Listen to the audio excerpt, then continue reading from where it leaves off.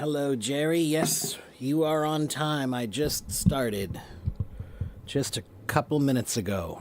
2 minutes ago.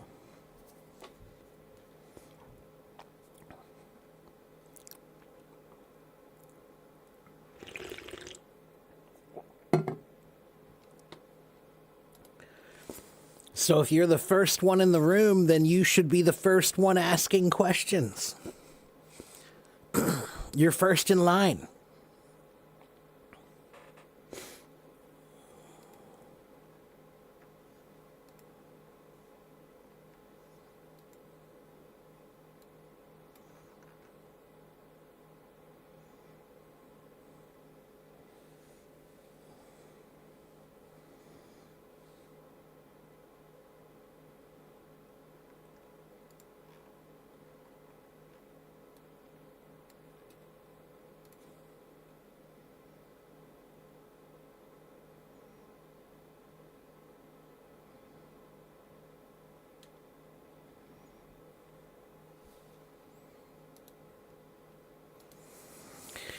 All right. Hello, Elliot and Vera and Alyssa. Hello, Jerry and Elshan and Autumn.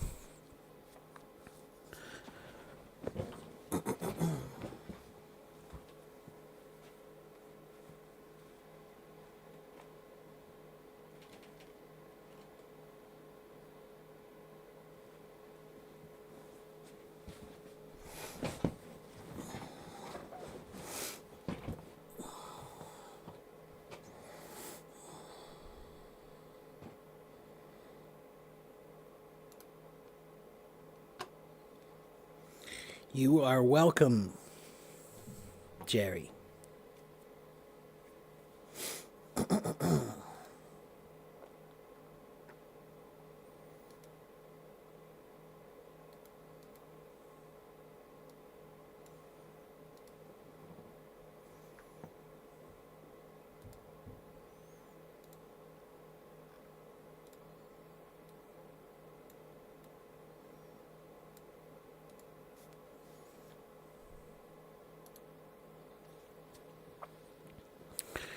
All right. Well,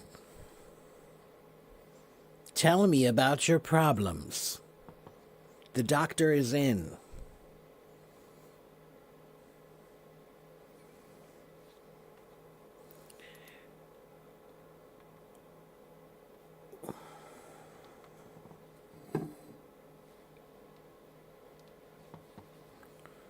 Allow me to diagnose your problems and give you some medicine.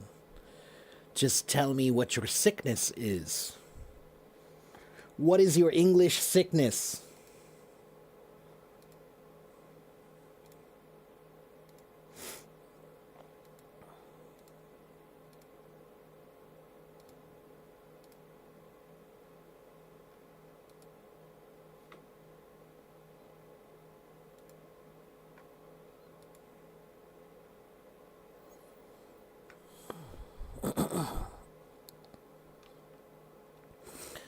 Hello, Patrick and Susu. Hello. Hello, Leo. Thank you.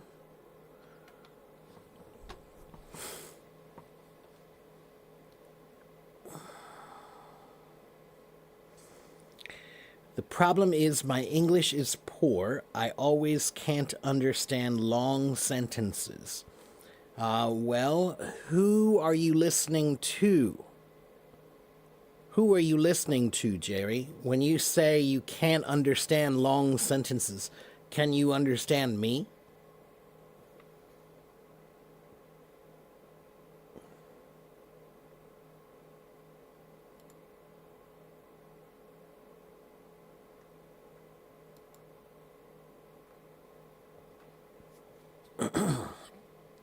You can understand me a little, okay? Well, that's a good start. That's a good start. So, what I would say is, Jerry, when you're learning a language, there will be some people that you can understand well, and there will be some people that you can't understand that well. So, for example, last night when I was watching TV, there was one part of the TV show that had a guy speaking Chinese, and the Chinese that he spoke, every word was clear and I understood everything he said, no problem.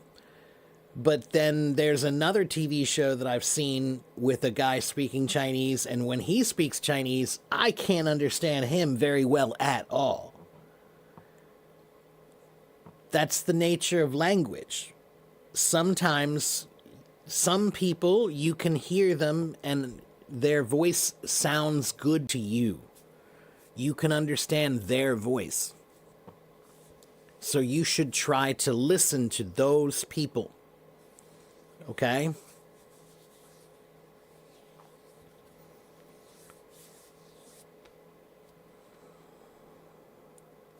And don't worry if you can't understand everybody.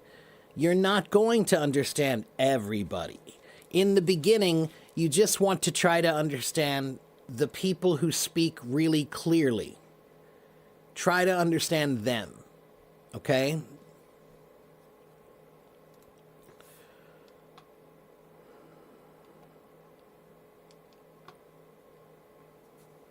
And Jerry, this is the place where you should come to ask questions.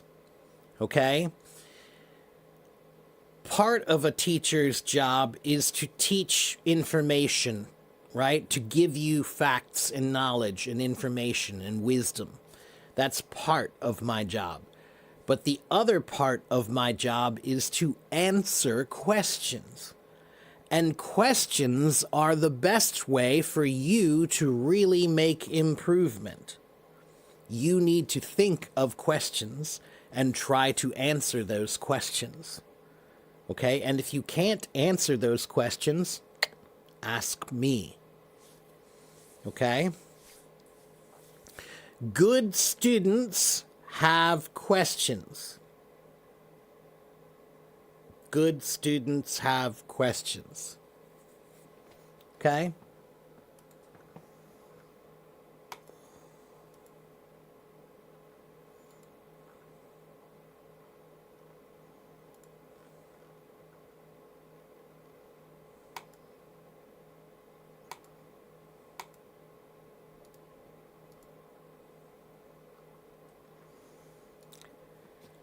Like, honestly, you should have a notebook with questions. You should have a notebook with questions in it. A notebook or a file, on your phone. Make a note on your phone.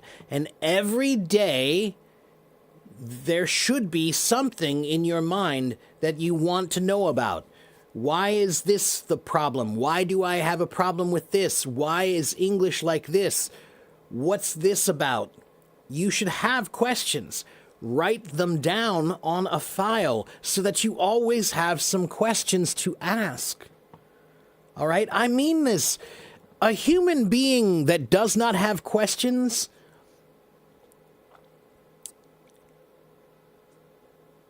questions are how we learn. Okay? So ask questions. Okay? My voice is slow and clear, so you understand me, but when you watch American movies, you can't understand what they said. So, Tony, I am an English teacher. It's my job to speak well. Movies are not for learning. Movies are for entertainment. Okay? Not for education. So, most movies don't give you a good sound source. Most movies don't have a good thing for you to really learn if you're a beginner. Okay? That's why if you study English in school, do they just tell you to watch movies? Do they make you watch movies while you're in class? No. No, because that's not a good representation of the language. Just because people sound like that does not mean that that's good English. Okay, this is good English. Okay? All right, let's see. Hello, Ken, how are you? I'm fine. How can you say natural sentences in English? When I speak English, I sometimes come across sentences that are not natural. I don't know what you mean by not natural and natural. Which ones are natural and which ones are not natural?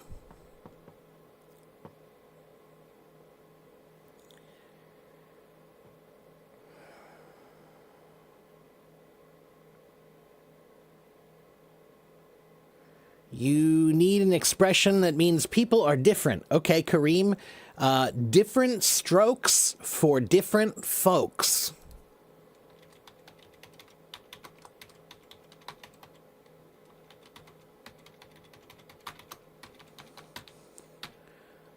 Different strokes for different folks. That's an English saying that means everybody has their own way of doing things. Everybody's different. Folks means people. Strokes means the way you do something, in this case. So different strokes means different ways of doing different ways of doing things for different people. Okay, different strokes for different folks. There was a TV show when I was a boy called Different Strokes.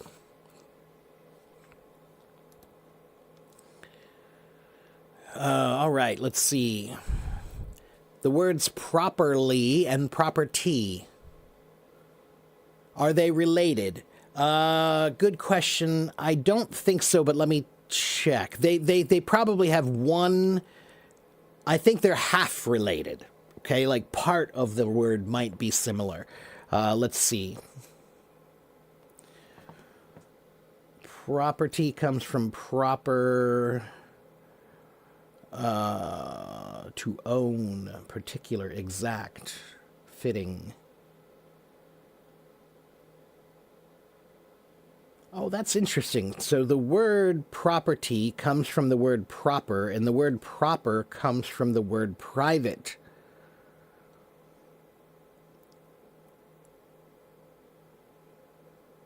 And the word the P-R-O in the word property, it means for, so for private ownership. That's what property means. But properly is related because it's related by the word proper. So yes, the word property and the word properly are both related by the word proper. And the word proper means appropriate, suitable, or good for a person, good for somebody, right? So like good for you to do something with, all right? So that's where we get the word proper from. And then property becomes the land that's good for you to do something with, okay? Could I tell you advice for making a plan on learning English? Jerry, if you come here regularly, then you'll probably figure out a plan. But here's the basic idea, Jerry. You don't need one plan. You need 8 plans. 八个计划. Okay? There are 8 parts of English. Reading, writing, listening, speaking, thinking, grammar, vocabulary, and pronunciation. Okay, I'll say that again. Reading, writing, listening, speaking, thinking, grammar, vocabulary, and pronunciation. Okay, so those are the 8 parts of language. And when you're learning a language, I think it's best to think about those 8 parts of language are like the 8 legs of a table.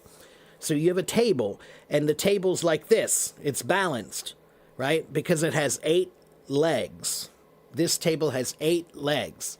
So if your reading is bad, but your writing is good, then your table is like this, right? If your grammar is good, but your vocabulary is bad, then your table is like this. So you need to have a table that has some balance, okay? You need to have some level of equal grammar and vocabulary, pronunciation, reading, writing, listening, and speaking, and thinking, okay? And then the next part, Jerry, is good students focus on their weaknesses. So whatever your weakness is, whatever your problems are, that's what you need to be doing the most of. But guess what, Jerry? That's not what most students do.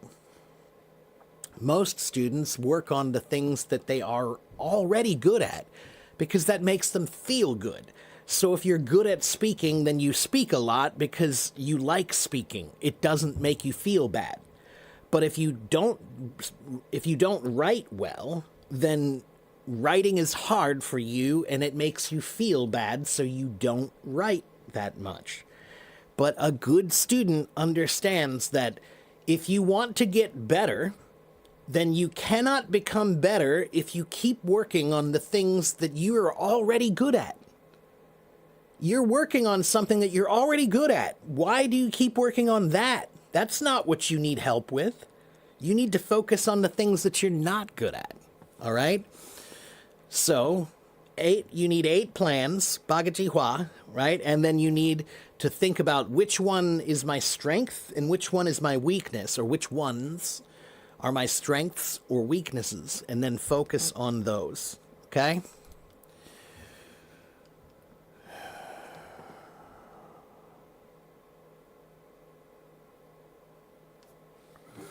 When somebody speaks to me in English, I understand what they say, but when they talk to me or ask me something I can't answer English, why?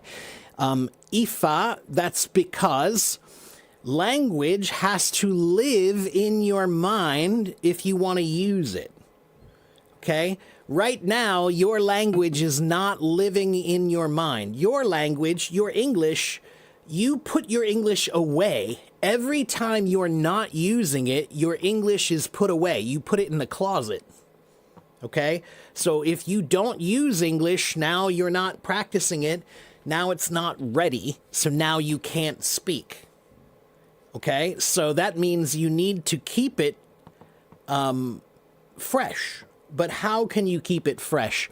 Because you live someplace where they don't speak English. So you can't practice speaking all the time, can you?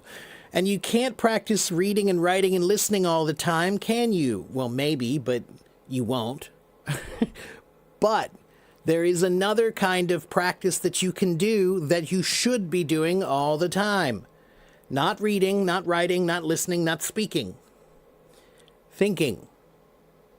Thinking, thinking, thinking. If you are thinking in English regularly, every day you spend some time thinking in English, then when someone speaks to you, your English is ready. You didn't put it away. It's fresh.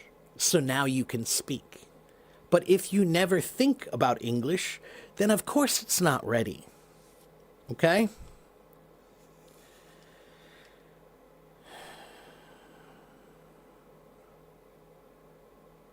Thank you for the gifts, everyone.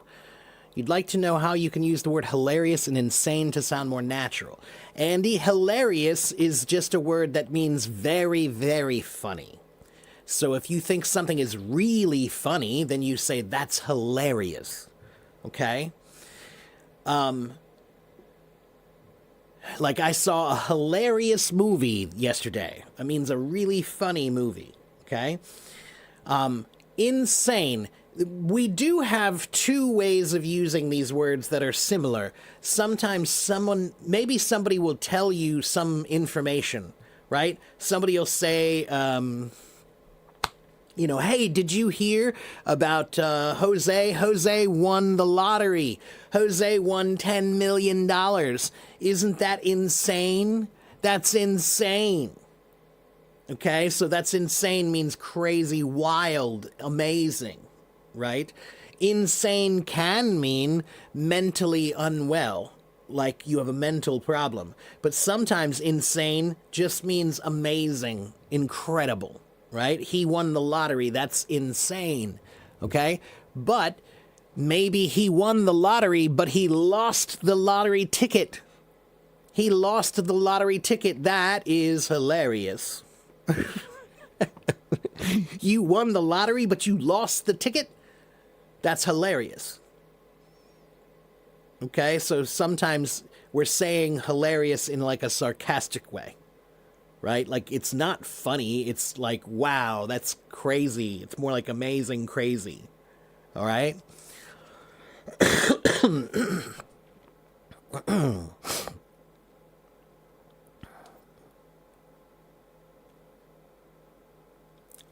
Okay, let's see. Kareem says the word hijacked. I searched about its meaning, but I can't understand it. Can you explain it? Sure, Kareem.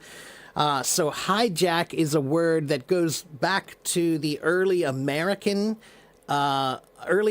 English around the 1920s, somewhere in that time period. To jack something, the word jack is an interesting word because it can be a verb. Let me see. Where is it? No, not that one. Where is the meaning? Wait a minute.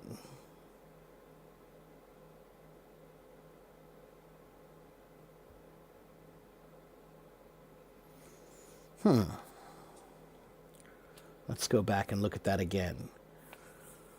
So there used to be another word, Kareem. They had a word called a highwayman. A highwayman. And that meant somebody who robs you when you're on the highway, when you're on the road. They will stop you and rob you when you're traveling. Okay, it's called a highwayman. Now, that's an old term, from a long time ago, right? So then the word highwayman, the word jack. Jack is a name in English, and it's a common name. So there are many, many phrases in English that use the name Jack. Like, have you ever heard of a jack of all trades? A jack of all trades?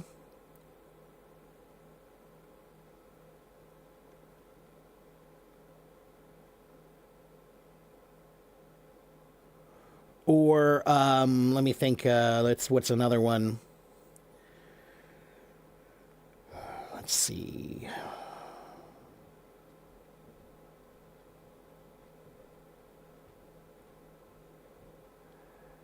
The Union Jack and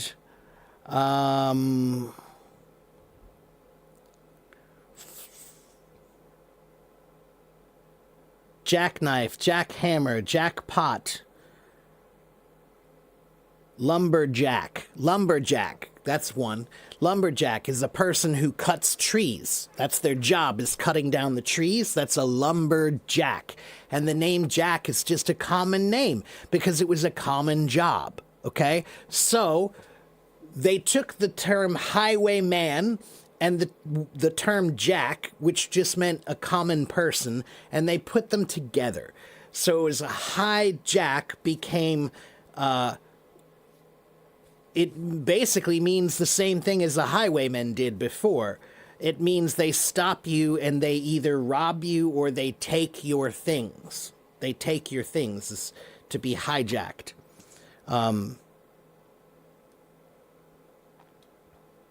One moment, let me check something else.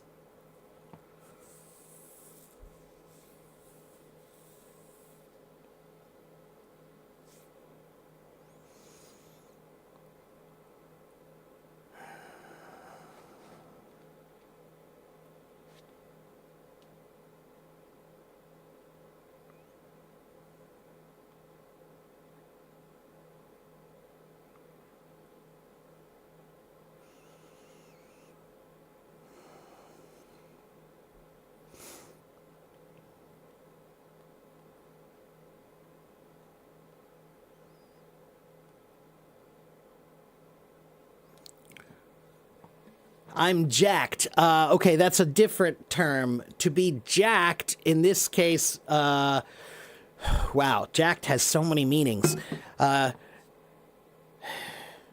It can mean your muscles, like you're really muscles, you have a lot of muscles, then you're jacked up. So he's getting jacked up could mean he's getting bigger with muscles, right? But jacked up also has another meaning. Could mean that you are, something is bad. Like, my computer is all jacked up means my computer's broken somehow. My car is all jacked up means my car is broken somehow. All right? So jacked has a bunch of different meanings depending on how you use it.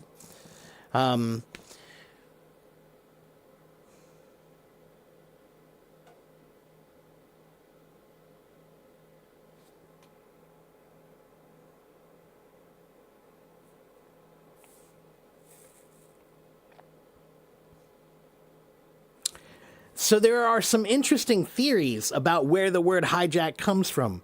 Listen, I'm going to tell you these stories about where this word might come from. Now, we don't know if all of these are true. One of them might be true. But it doesn't matter if they're true or not true. What matters is if you remember these stories, then you'll remember the word. So that's why sometimes the etymology, sometimes if you know the story of where the word comes from, it will help you remember the word. So for example, the word hijack, one possible story of where it comes from is when they rob you, they walk up to your car with a gun and they say, "Hi, Jack." And then they rob you. Okay, that's one possible meaning. The other way was the one I said where you have the word, a jacker used to be somebody who would steal something. To jack something from you can mean to steal something from you. So a hijacker became someone who steals things from you on the highway.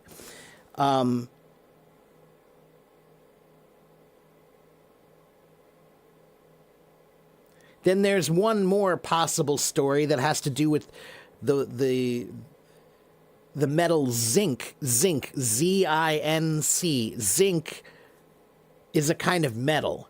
And in the 19th century, the best kind of zinc was called hijack. It was the best, the most pure, right? And that was what you wanted, was the highest grade of zinc ore. And they would steal it. They would try to hide it in their boots. So stealing, it was just valuable. Yeah, zinc, that's right. So, do I know if any of those stories are true? No, but it doesn't matter, because if it helps you remember, then that's all that matters, okay?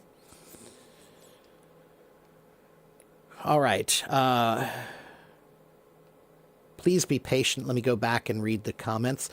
Do I think watching documentaries and reality shows is effective for mastering natural English and enhancing my listening skills? Yes. I think documentaries are great. Reality shows are not so great. Documentaries are great. But I would say if it's a reality show that's more like a documentary, then okay. But most reality shows are actually terrible. I would say that some reality shows have the worst English that you can learn. So don't listen to the bad reality shows. Don't watch those. Would I ask you about deep grammatical questions? If you want me to ask you, or are you saying, will I answer deep grammatical questions? It depends on the question. You can ask and I'll see if I can answer. Okay? The 8 parts of language are reading, writing, listening, speaking, and thinking. And I call these the 5 active parts of language, right? They're active. You have to do something, right? So to read, you have to do something. To write, you have to do something. To listen, you have to do something. To speak, you have to do something. And to think, you have to do something. So those are active, okay? Reading, writing, listening, speaking, and thinking. Then There's grammar, vocabulary, and pronunciation. I call these the three passive parts of language, because if you don't have good grammar and you don't have good vocabulary and you don't have good pronunciation, then you can't really speak, read, write, or listen well, or think well even, right? So vocabulary, grammar, and pronunciation, those are things that you must study and learn so that you can use them when you're reading, writing, listening, speaking, and thinking. Okay? 5 active parts, 3 passive parts. Okay?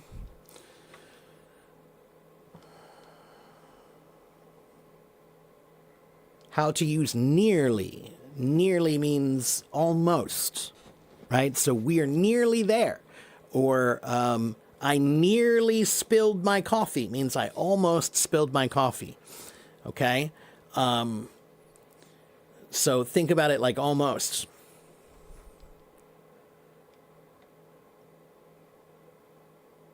Jack the Ripper. That one is the word, let me see, hold on.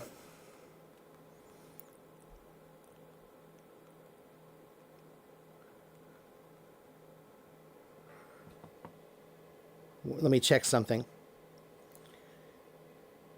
Yeah, right. Jack the Ripper was because they didn't know his name, right? He was a famous killer, but they didn't know his real name, so they used the name Jack, which was just a common name, right?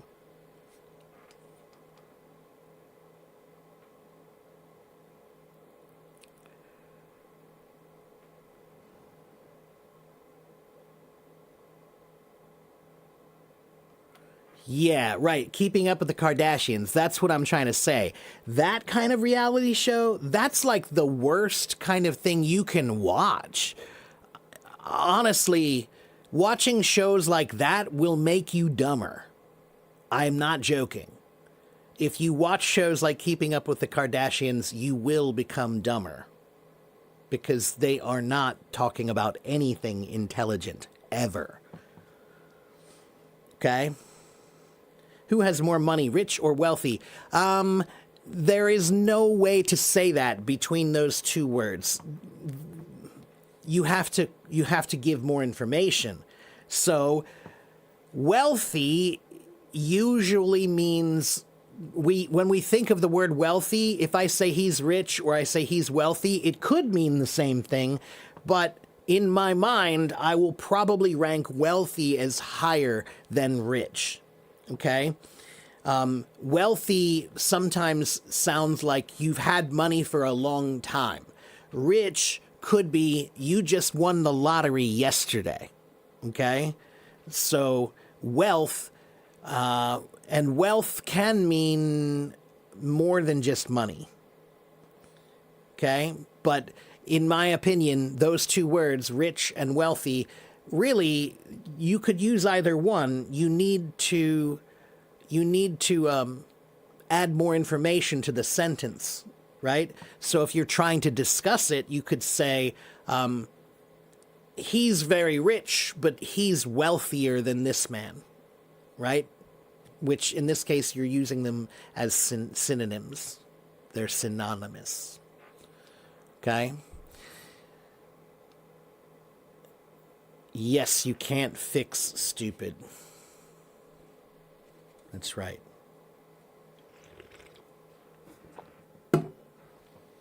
Do I do a lot of hiking? I don't do a lot of hiking, but I do like hiking a lot. Sometimes I'm too busy to go hiking, but I'm lucky. There's woods and forest right behind our house. So if I want to go out into the woods for a little hiking, to get some nature, all I have to do is just go outside into my yard and I can be in the woods.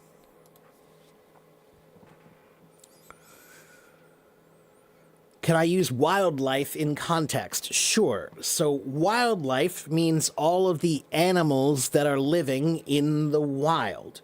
So what is the wild?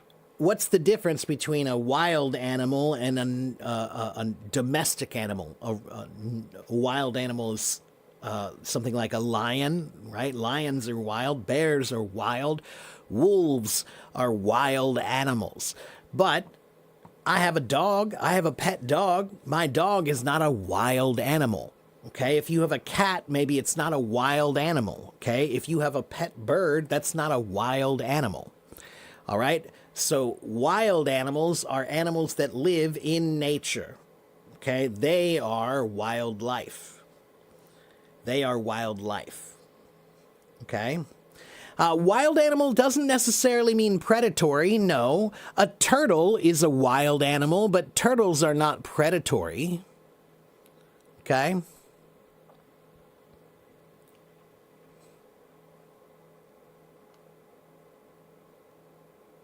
Wild just means it is not part of, it doesn't interact with people. Okay? If this animal is part of, if it interacts with people, right? Like it's a pet or you keep it like a farm animal is not a wild animal. So if you have a cow because you're a farmer, that's not a wild animal, that's a farm animal. Okay, we call those domestic animals. Okay, domestic means something that you're using it for your needs as a human. Okay, so that's a domestic animal. All right, but wild animals are just animals that you see when you are in the wild. So if you see a snake, or you see a bird, or you see a fish, or you see a monkey, those are all wild animals. Okay, and if you go to the zoo, and you see a monkey at the zoo, that's still a wild animal, but it's a wild animal that's in captivity. Captivity means it's captive. It was caught, right? They caught it, right? So it's still a wild animal. It's not a nice animal that you can pet. Okay, they will bite you or something, right? So wild means the way that they act, that they're not friendly with humans usually, okay? Or they are not expected to be friendly with humans, okay?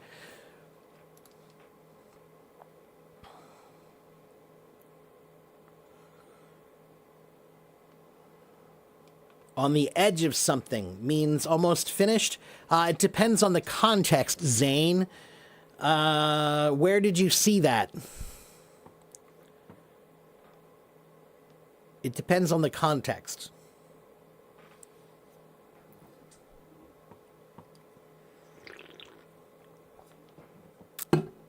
Wildlife is wild animals. Yeah. I think that you could say that. Let me double check something.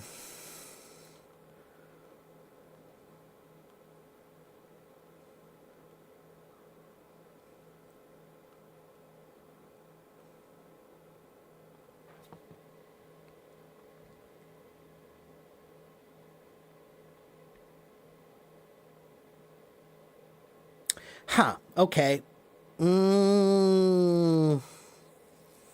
Okay, I'm going to change my answer a little bit, please, Lily. Wildlife is not just wild animals. People usually talk about wildlife, and when they say wildlife, they're usually talking about the animals. But the word life doesn't mean only animals. It means anything that's in the wild. So it's the animals, and it's the plants, and it's the mushrooms, and it's the microorganisms and bacteria and viruses. Those are all wild life. Okay? So the word wildlife is a little bit confusing because when we talk about wildlife, like if I go hiking and someone says, "Did you see any wildlife?" They usually mean, "Did you see any animals? Did you see any interesting animals?" Okay? But technically, if you went on a hike, then everything that you're seeing is wildlife. It's wild, it's living, it's out in the wild. Okay? So The term wildlife means anything in the wild that's living. But when we talk about it, we often mean just the animals. Okay? How can I listen to different accents of English? Ken, well, there are 30 different accents in the United States, and there are many, many more accents in UK. So it depends on what kind of accent you want to listen to. You can also listen to a New Zealand accent, an Australian accent, a South African accent. Those are all different. Okay? You can listen to an Indian person speaking English with an accent. You can listen to... So how can you listen to different accents of English? It depends on what kind of accent. Do you want an English accent? Or do you want people speaking English that have an accent? That's two different things. Right? What does familiarity breeds contempt mean? So sometimes what that means is, well, what does familiarity mean? To become familiar with something. What does that mean? Anyone?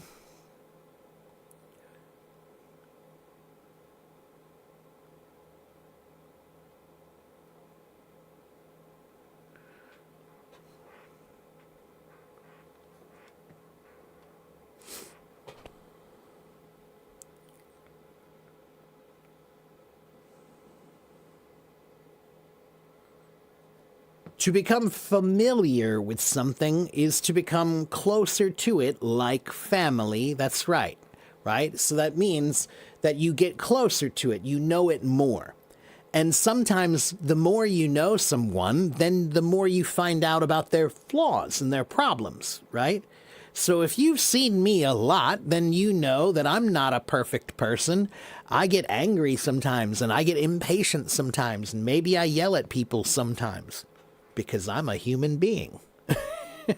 Okay? And so if you get familiar with me, then you might find some things that you don't like about me. Familiarity breeds contempt. Breeds means makes or creates. Contempt means bad feelings. So becoming closer to someone, the closer you get, sometimes you learn more about them and you find out some things that you don't like. Okay?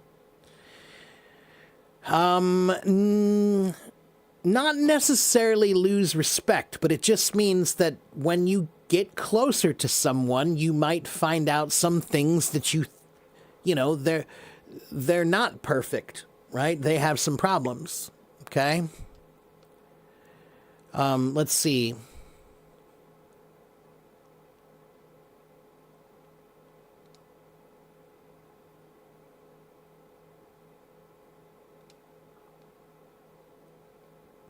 Waleed, what are you apologizing to me for? I don't understand why you're apologizing, Waleed. What about a tiger in a zoo? A tiger in a zoo is a wild animal that's in captivity. So it's a captured wild animal. Still a wild animal. Okay? Our team is on the edge of success after months of hard work. No, that means you're close to succeeding. No, that doesn't mean that you failed. It means that you almost are ready to succeed.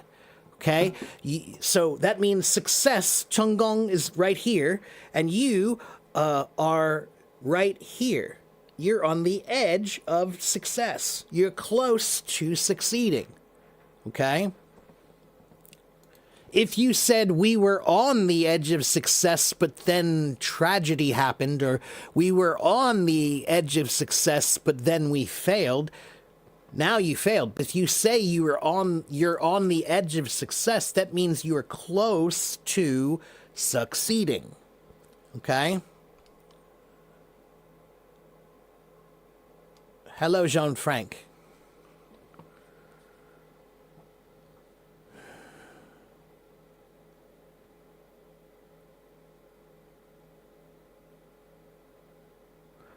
Oh, Waleed, I did not notice that. Waleed, is that what happened? I did not see that, Waleed.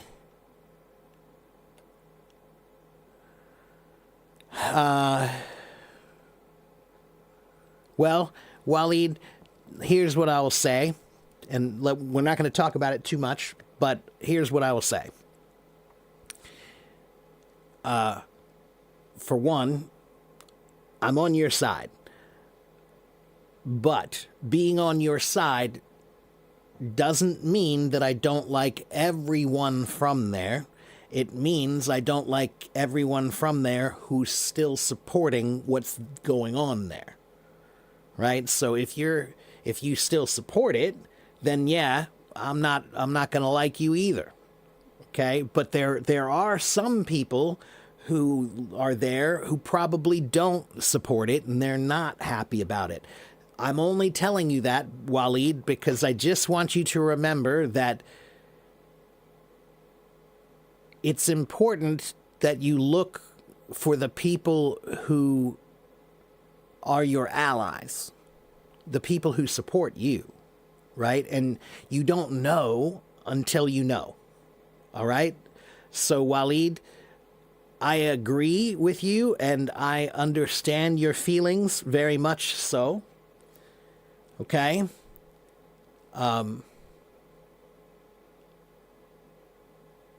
But I just want to remind you that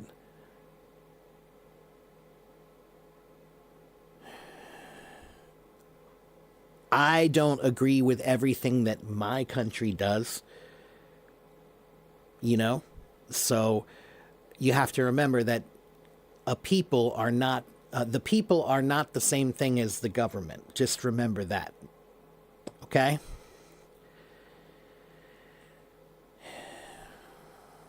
Waleed, I can't agree with you saying all of them. I can agree with you saying many of them, or even most of them. But I can't agree with all of them. Okay? I know people who don't support it. Okay? I do know some people who don't. All right? Okay, let's move on though. Let's move on. I think they're not here anyway. Dropping the last letter in the word and connecting this word with the second word. What?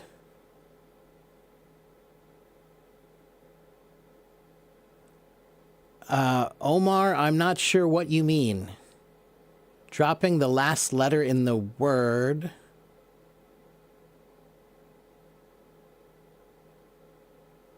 I don't understand what you mean, Omar.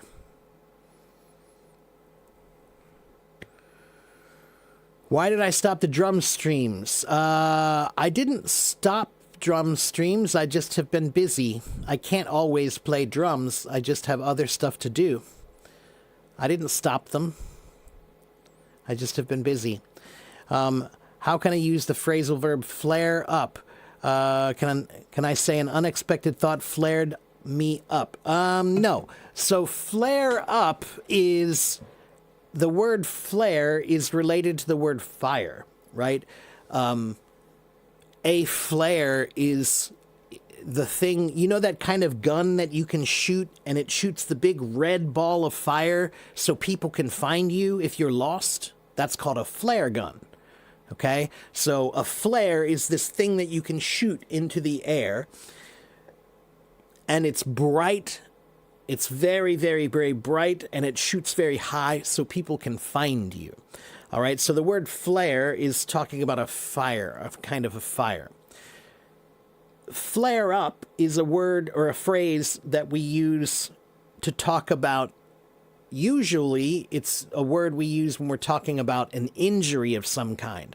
So, for example, my tendinitis, I have tendinitis in my arms, right? So my tendons have some problems, and sometimes my tendons, if there's a bad day of weather, like maybe it's very hot in the day and very cold at night, on those days my arms, my tendinitis will flare up, which means it's like a bigger fire, and that means I can feel the pain more.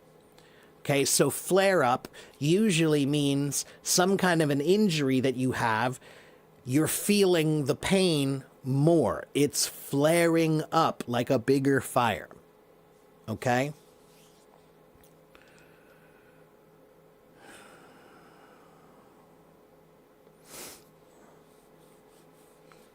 And thank you for listening to me, Waleed. I know actually, I won't even say I know. I can't imagine how hard it must be for you and other Palestinians. I can't imagine. I think it's weird when people say they can. I can't imagine. But I'm glad that you're still listening. Okay? I'm glad you're still listening. Keep your mind, man. And, you know, I think that I've realized something, Waleed. If people don't have balance between their brain and their heart, that's when we get into trouble. So right now, there are a whole lot of people who have no proper connection between their brain and their heart, and so they're doing terrible things. All right? And I don't want you to become like that. So just remember, try not to use phrases like all of them. Okay, man? Because remember, there are other people who use phrases like that about you, and you don't like that either. Okay? There are a lot of Americans who say all Arabic speaking people are like this, right? There are a lot of Americans who, not a lot, there are some Americans who say things like that. And when they say things like that, I say, yeah, you know, that's really stupid, right? You're saying that everybody who speaks Arabic is this way? That's really, really stupid. Is everybody who speaks Chinese the same? Is everybody who speaks English the same? No. No, right? So just remember,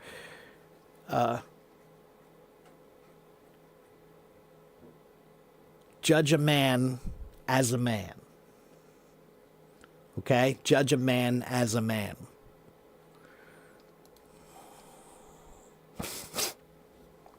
All right, let's see.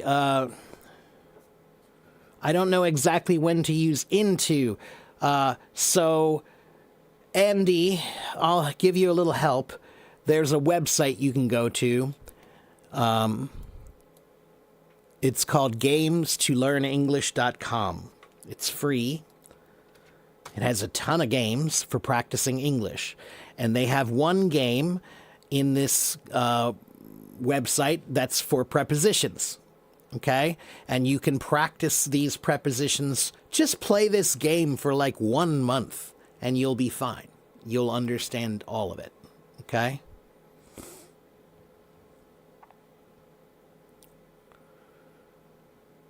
So go to GamesToLearnEnglish.com and then look for the prepositions game. Okay, Andy? But into and in are often the same meaning. Okay? It depends on the situation.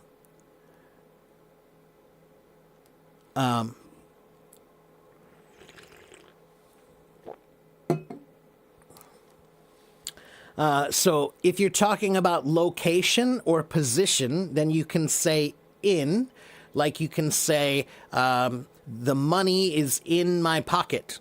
The money is in my wallet. Okay? Or you could say he is in the swimming pool. That's in, okay? But into is talking about movement and action. It's movement, right? So if I say I put the money into my wallet, I put the money into my wallet, now there's movement, right? I'm moving it into my wallet, okay? Or he jumped into the pool versus he jumped in the pool. He is swimming in the pool. He jumped into the pool. So one is talking about his position. He is in the water. He's in the water. That's position. He jumped into the water. That's movement. Okay? there is one exception to this rule. There's one exception to this rule. Sometimes we use the word into that means to change from one thing to another. For example, a caterpillar changes into a butterfly. Okay? So it changes into a butterfly. Okay? Or on Halloween we wear a costume, right? So we change into our costume. That means we transform into another costume. Okay?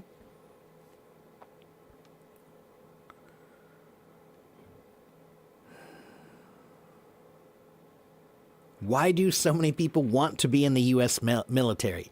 Well, technically they don't. I don't. I don't want to be in the military, and I'm trying to think if I have really any friends who are now. I don't think I do. So, Daniel, I'll tell you, the people who do join the military in the United States, if you are poor, then the military looks really good. If you are poor, then you join the military and they will pay for your university. If you join the military, then you get this benefit and this benefit and this benefit. So for many, many poor people, they say, oh, well, this looks like a good opportunity for me. They are not doing it because they want to fight necessarily. They're not doing it because they like war necessarily. They do it because they're poor. And they don't have many other options. That's not all of them, but that is a good number of them. A good number of them.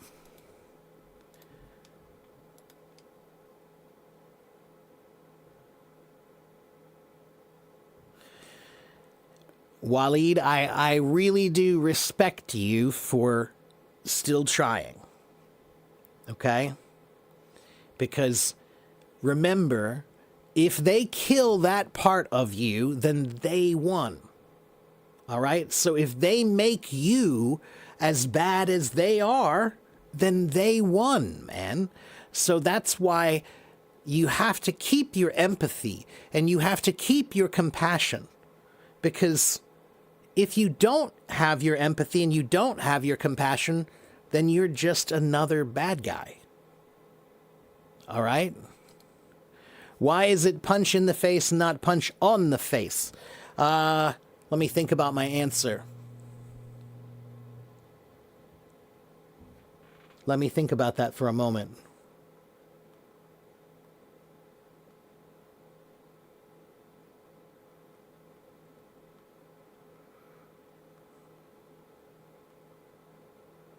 Let's see. So when we say he punched me in the face, it's the word in is talking about the impact when you hit something, almost like you're penetrating it, like you're poking through it, right? So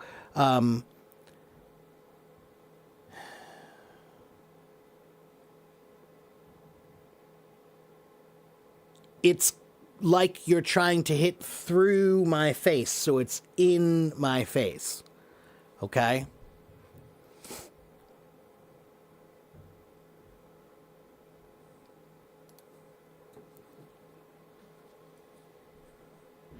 Yes, it's very sad. Yeah.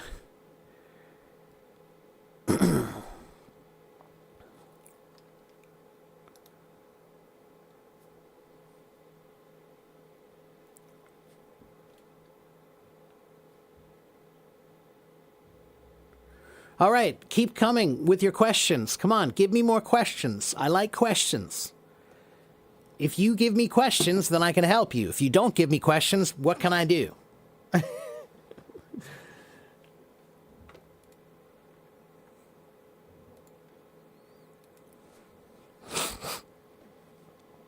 Okay?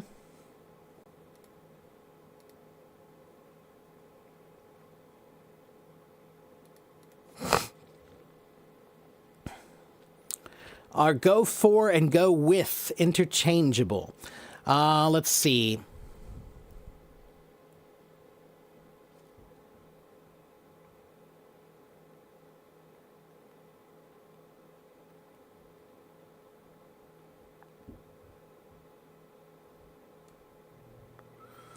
Let me think about that. Go for, go with.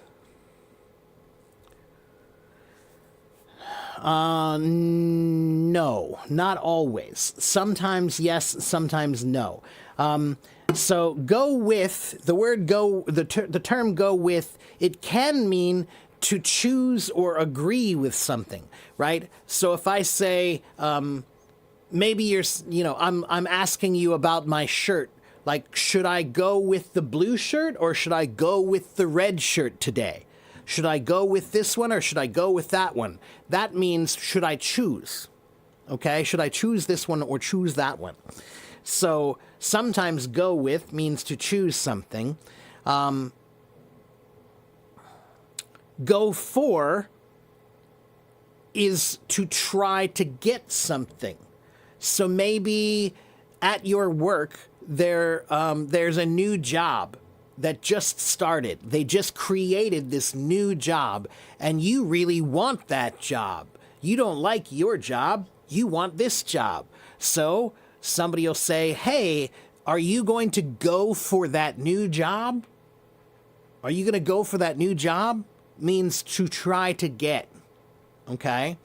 So sometimes go for means to try to get something, and to go with means to choose something.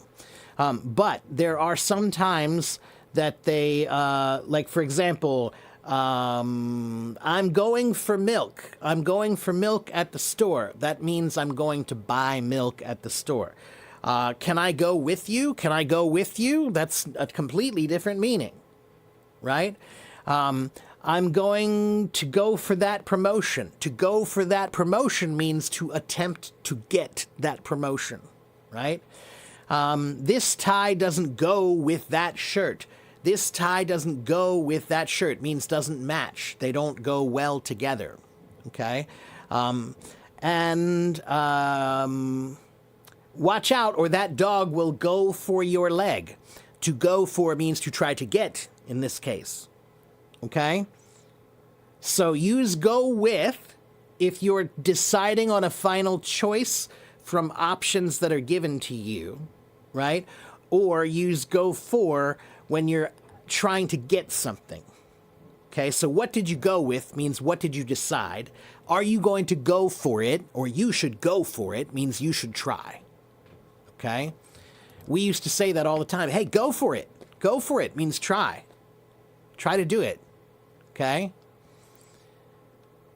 All right, let's see. What does the proverb, you never step into the same river twice, mean? Well, think about it. If you step into a river, is that river the same river? A river is always moving.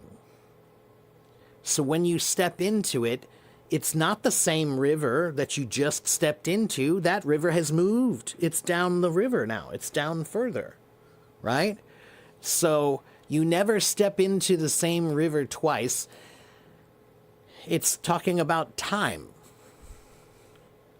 Time never stops. Time doesn't slow down. Time keeps moving. Okay, so you never step into the same river twice. It's basically like saying, you can't go back. You can only move forward. Okay? Do I have any idea about rapture? Daniel, I know what it is, and I think it's incredibly, incredibly, incredibly stupid. Do I know what the rapture is? Yes, I know what the rapture is, and I think it's incredibly stupid. I'm a teacher. I can't believe in stupid things. A little, a bit, and a little bit. What's the difference between them? Mile. 我感觉就是差不多的意思。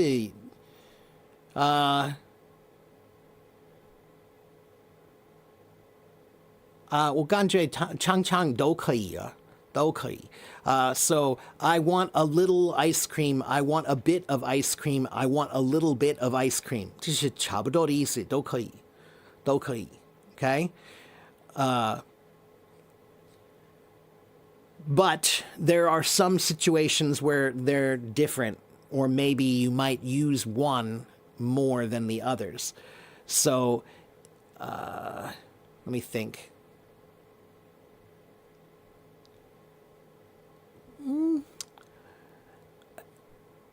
There are a couple of situations I can think of where maybe you want to use one more than the other, but in almost all of the situations, you can use either one.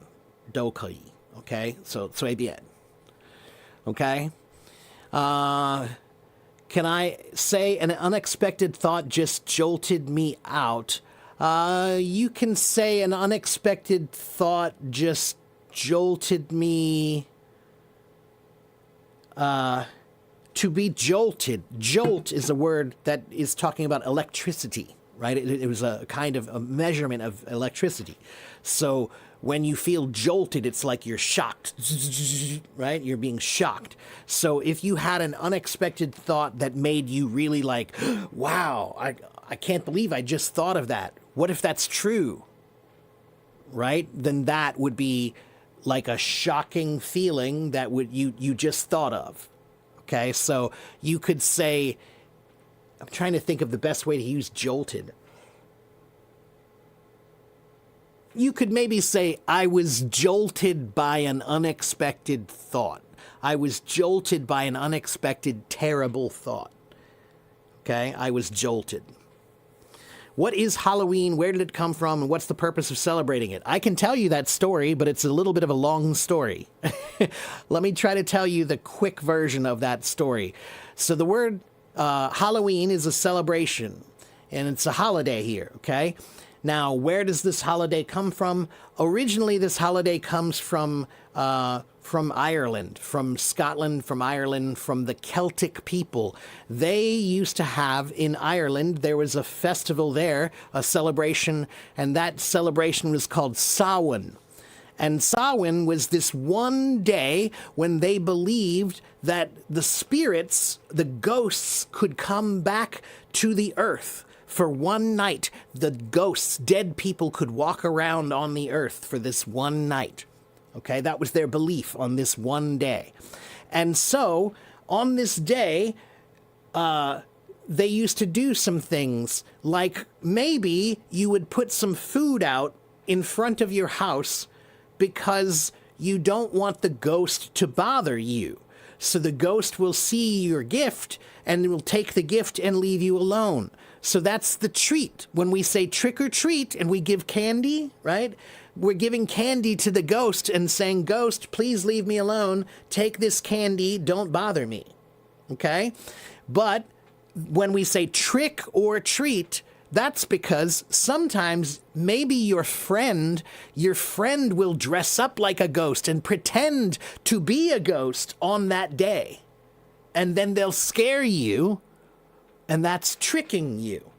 Okay? So this holiday comes from that, where they used to dress up and pretend to be a ghost to scare people, but they also used to give candy or give a gift to the ghost to make them go away. All right? Then later, the Catholic Church, they used to, what they would do was they would come in and they would see your holidays from other religion, right? So this is not Christian.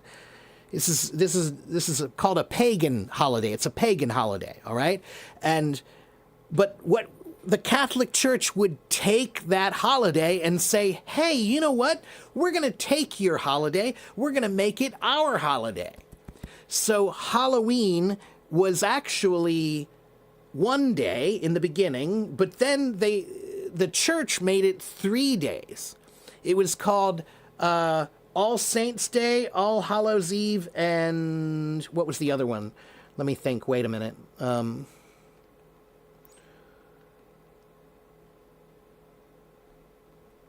I can't remember the name. It was All Saints' Day. All Hallows Eve, which is Halloween, All Hallows Day, which is called All Saints Day, and then All Souls Day. So they had 3 days that they made this celebration. And so originally the name of the holiday was Samhain, but the Catholic Church took the holiday and made it their own, and it was 3 days. But then people got tired of the 3 days, and 3 days became 1 day again. And so now we have only 1 day, that's Halloween. And now it's funny because Halloween is not religious at all. It's not a religious holiday. It's a fun holiday. That's it. It's a holiday for kids to enjoy. That's it. It's like cosplaying. That's exactly right. Yet cosplaying only became famous because of Halloween. When I was a boy, Halloween was our favorite holiday because guess what? When you're a boy, do you know what you do? When you're a boy, you take a big bag and you and your friends, you go from every house in the neighborhood and you knock on the door and they give you candy. So you have a lot of candy. A mountain of candy. You try to get as much candy as you can. You go to every door. Trick or treat, trick or treat, trick or treat, and you get as much candy as you can. And you have fun with the costumes. You wear a vampire costume or a ghost costume or Superman or Iron Man or Wonder Woman, right? You choose whatever costume you want. For 1 day, you can be anybody you want. For 1 day, you could be anybody you want, and you just get some candy. So it's kind of funny because it started as a pagan holiday in Ireland, and then it became a religious holiday because of the Catholic Church. And now it's just a holiday, but it's not pagan, it's not Christian, it's not religious. It's just a day for fun. That's it. Okay, so that's why we do Halloween. Okay, sorry, that took a while. Let me see. Pat on his back. No, we say pat on the back. Give him a pat on the back. Pat yourself on the back means you should say you did a good job. You know, you should feel good about what you did. Pat yourself on the back. We still say that. Oh, you mean not use in. Yes, that's correct. So hitting in the face is trying to go through the face because you're trying to hurt them. Patting someone on the back is not trying to hurt them. You're trying to say good job, right? So that's why it's on and not in, all right? What's the difference between assume and suppose? So that's a good question. Let me make sure I remember correctly. I always get them confused. Let me double check.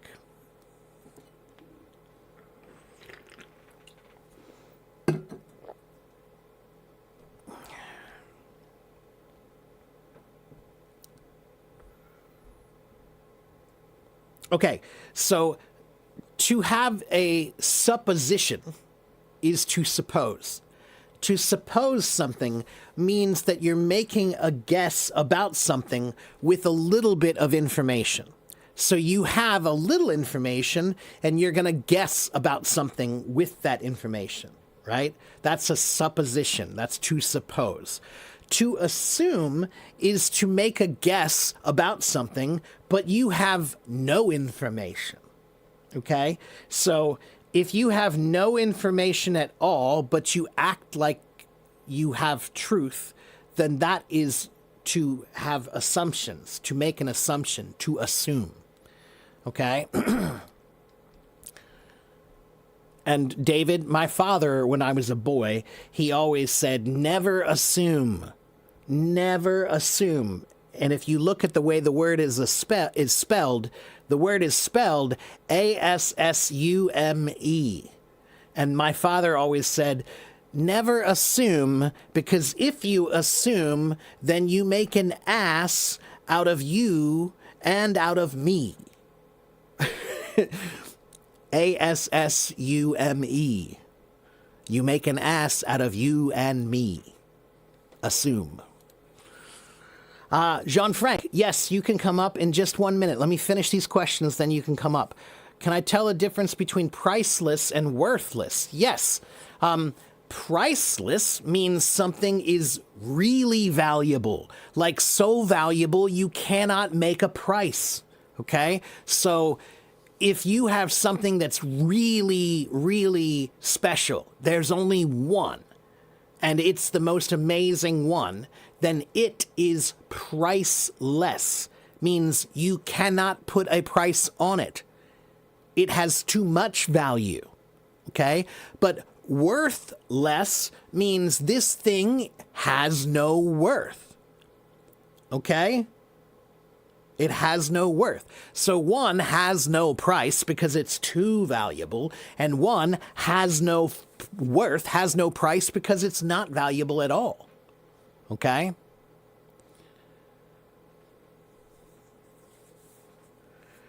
Nisho, you're in depression. What can you do? Nisho, when I feel depressed, I'll tell you the one thing that always works. Depression is an act of ego.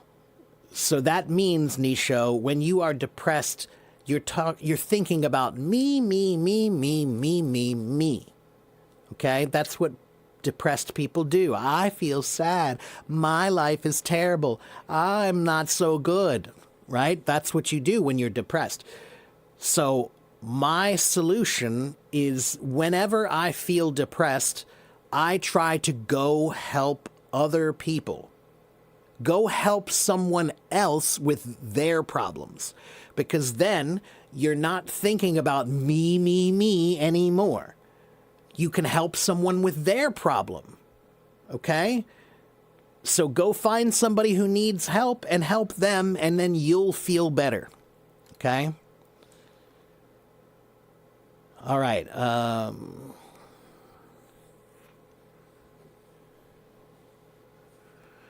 From my university sent me the topic of future perfect, will have, and past participle. A friend from the U.S. said it's wrong. We would have used would have instead. It's not wrong.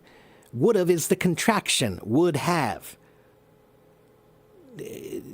You can't ask a normal person on the street, Carlos, because the normal person on the street, they're talking about the way we speak in real life. They're not talking about the way you need to answer for the test. Okay? When you learn a language, they want you to answer the questions for the test. That's what they're trying to get you to do. You have to answer the questions for the test. Okay? Then after you take the test, then you have to look at that test and say, well, that's the way they do it on the test, but how do they do it in real life? So he's not wrong. Maybe we do say would've. Yeah, in real life. But on the test, we know we need to say would have. We need to show. Okay? What's the difference between presume and assume? About the same thing. Let me double check.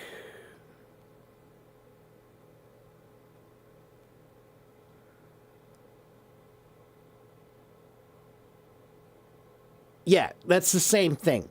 So, to suppose is like to presume. Presumptions means you have some information.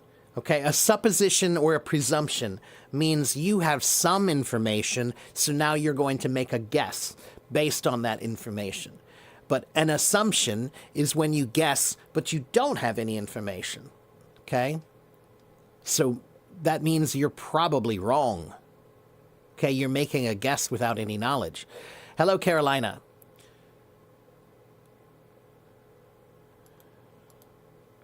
What's the meaning of on cloud nine? On cloud nine means you're really, really, really, really happy. And the reason why is because there are many kinds of clouds, right? There are many different kinds of clouds, right? And when they were making the different kinds of clouds, the ninth kind of cloud is called the cumulonimbus cloud. Cumulonimbus. Those are the biggest clouds. So when you see a big, poofy, puffy cloud, that's a cumulonimbus cloud.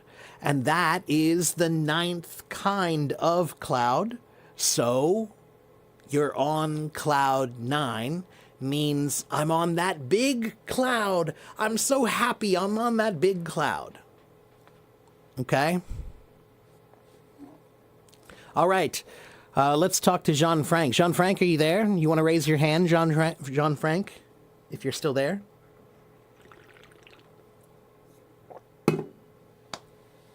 Yes, the cumulonimbus cloud. It's the ninth kind of cloud, and it's the biggest one. Do we use on cloud 9? Sure. Yeah, if you're really happy, you know, maybe you just graduated from college and you just got a great job offer, right? So, you know, everything's great. You're getting married. You graduated from college. You got a great job offer. You're on cloud 9. Okay?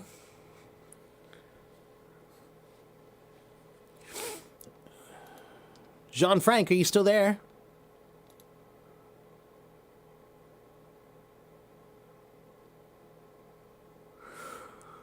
Oh, excuse me.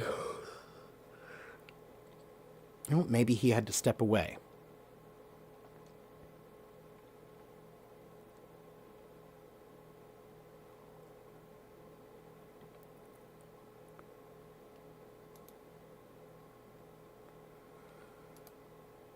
Do I have an etymology list? I do. I have many etymology lists. Why?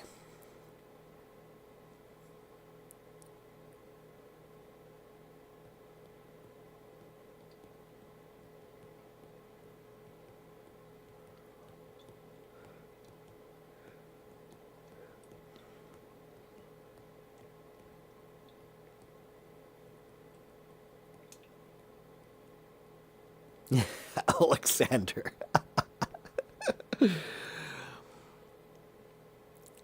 What specifically will I say if I'm happy? There are many idioms you can say for happiness.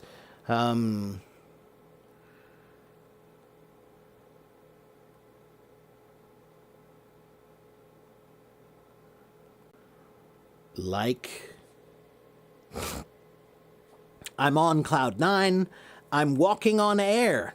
I'm walking on air means I feel great. Everything's wonderful. I'm happy. I'm over the moon. I'm over the moon means I'm happy. Happy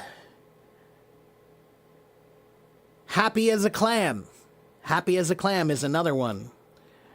You could say I'm sitting pretty. Sitting pretty means I'm doing really well. I'm on top of the world. I'm on top of the world means I'm doing great. I'm in 7th heaven. You can say I'm on cloud 9, or you can say I'm in 7th heaven. It means I'm doing really well. Okay? I'm a happy camper. Okay? There are a bunch of them.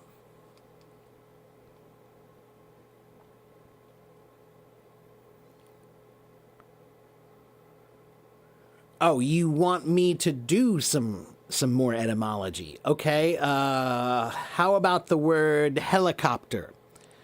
Helicopter, what does helicopter mean?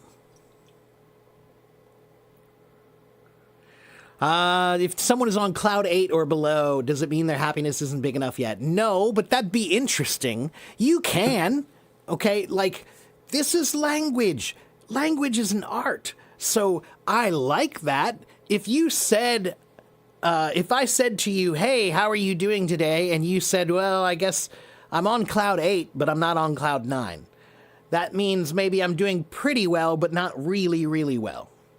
Okay, now, is that a real phrase? No, it's not a real phrase. But can you say it? And people should know what you mean? Yeah. That's language. So yes, you can do it. Okay? Okay, a helicopter. Yeah, chopper. That's right. So helicopter. Helicopter has two words in it. Do you know what those two words are?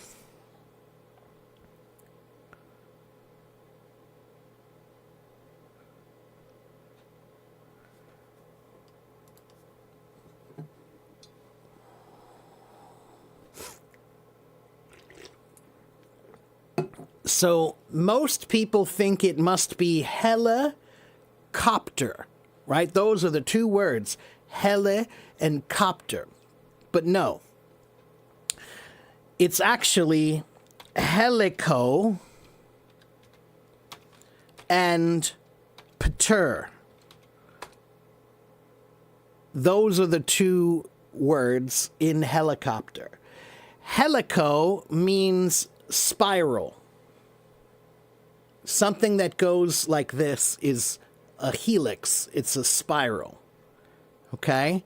That's a helico, helikos. Okay? It comes from a Greek word meaning a spiral. And then the PTER is a word that comes from, I think it's from Latin. I can't remember. I think it's Latin. And it means wing.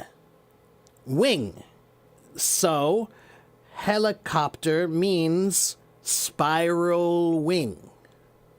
Spiral wing.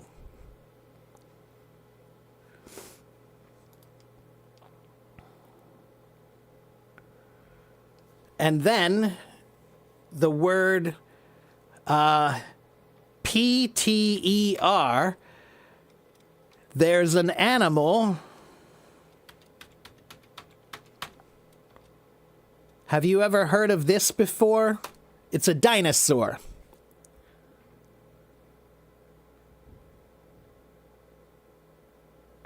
Oh, sorry, I spelled it wrong. PTERODACTYL. Pterodactyl. Pterodactyl. So do you know what a pterodactyl is?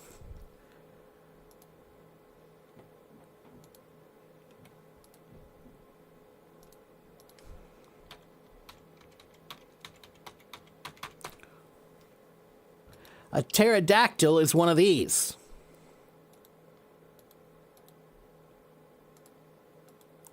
This is a pterodactyl. Okay? And so what does pterodactyl mean? The PTER, we said that means wing, right? So PTER means wing. And dactyl means finger. Because what are these? Look here. Look at this little picture. What do you see on the end of their wings? What is that right there? This little thing sticking out. They have fingers. Okay? So pterodactyl means winged finger. Okay? And what about the word... Let me see.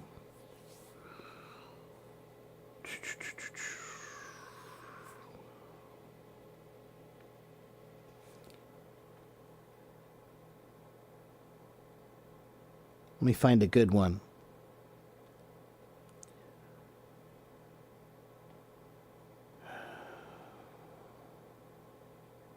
So, what about this word? What is a feather?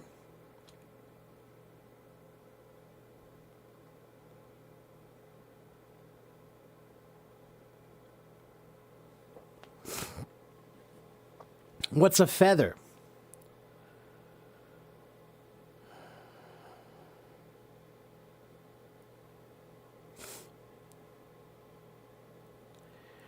Kind of like fur. Yeah, like fur for birds, right? Those are feathers, right?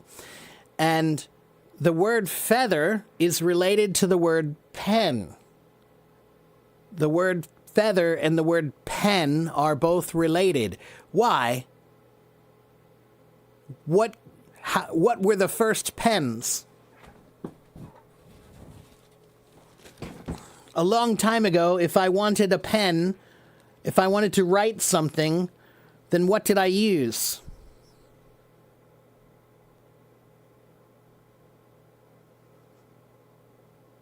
A feather. So the word feather actually also comes from the same root as the word wing. Okay, so the word pen, we say pen because we used a feather for writing. And a feather, the word feather, comes from the word that means wing, because feathers are on wings. Okay? And what about the word pin? P-I-N. What is a pin?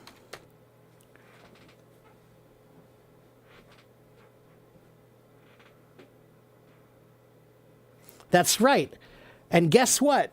A long time ago, when they wanted a pin, do you know what they used? This. This was a pin. So the word pin and the word pen are related to the word feather, and the word feather is related to the word wing. Okay? And what about the word pinnacle? Pinnacle. What is the pinnacle of something?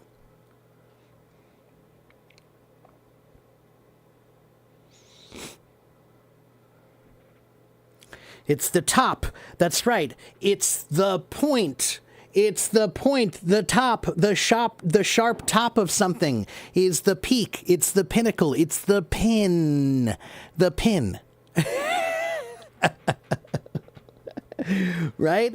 So, pin, pen, feather, wing, helicopter. All related. Let's see. What about, do you know the word to repeat? What does repeat mean?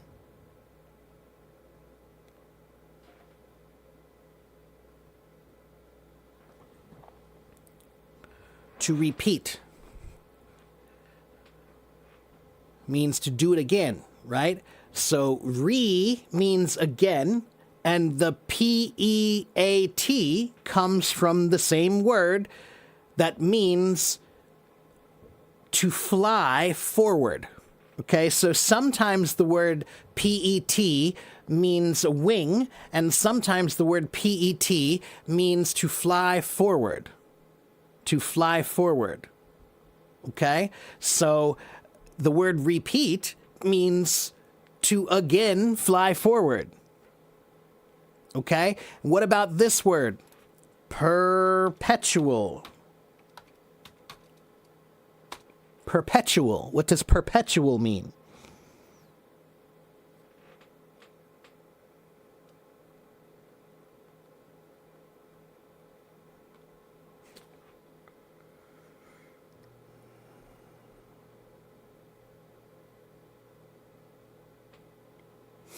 Something that keeps going, right? So this word means to fly forward constantly.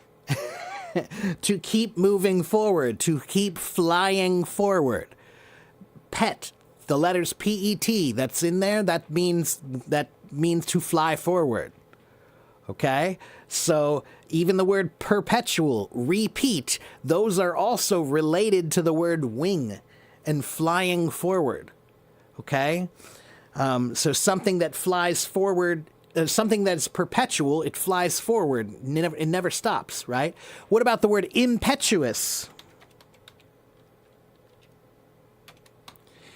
Impetuous. What is impetuous? To be impetuous.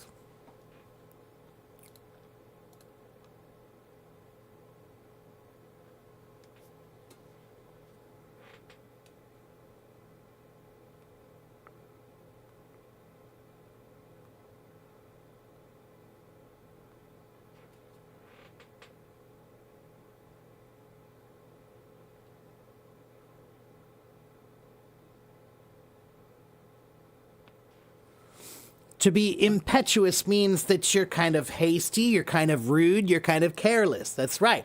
That means you fly forward without thinking. you fly forward without thinking. You're impetuous, right? So repeat means to fly forward again. To perpetual means constantly flying forward. And to be impetuous means to fly forward without thinking.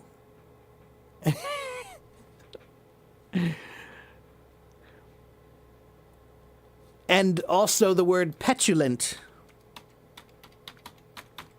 What about petulant? If someone is petulant.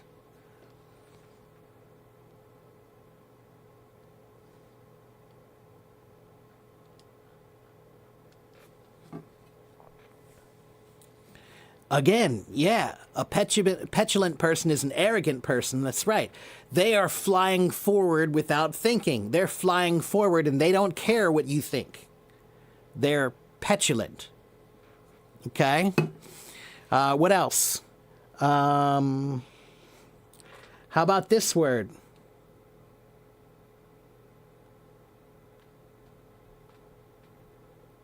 How about this word?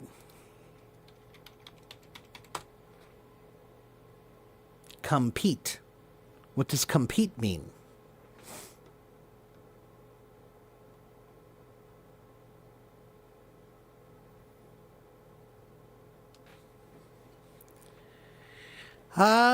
No.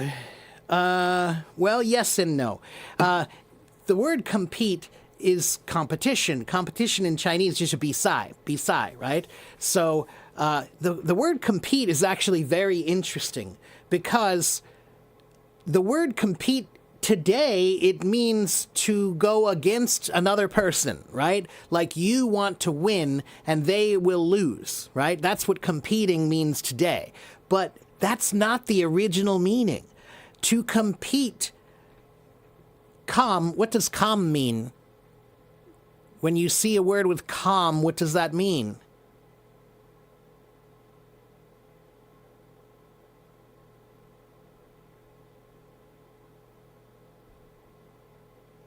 Com means together, right? And what does pet mean? We just said pet means to fly forward, right? So compete means to fly forward together. It means to do something together with people is to compete. So the original meaning of competition was like let's say you and I are on the same battle. We're in the same army. We're in the same army, right? So we're fighting together, but we're trying to be the best, right? So we're doing something together, but he's trying to fight as hard as he can, and I'm trying to fight as hard as I can. We are striving together. We are flying forward together. That is what the original meaning of competition and to compete is. Okay, so to be petulant means to fly forward without caring about other people. To be impetuous is to fly forward without thinking about other people or thinking what could happen. Okay, to be impetuous, right?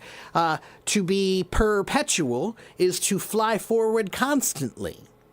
And to compete means to do something together, flying forward together. That's what that originally means. Okay? What about the word petition? What is a petition?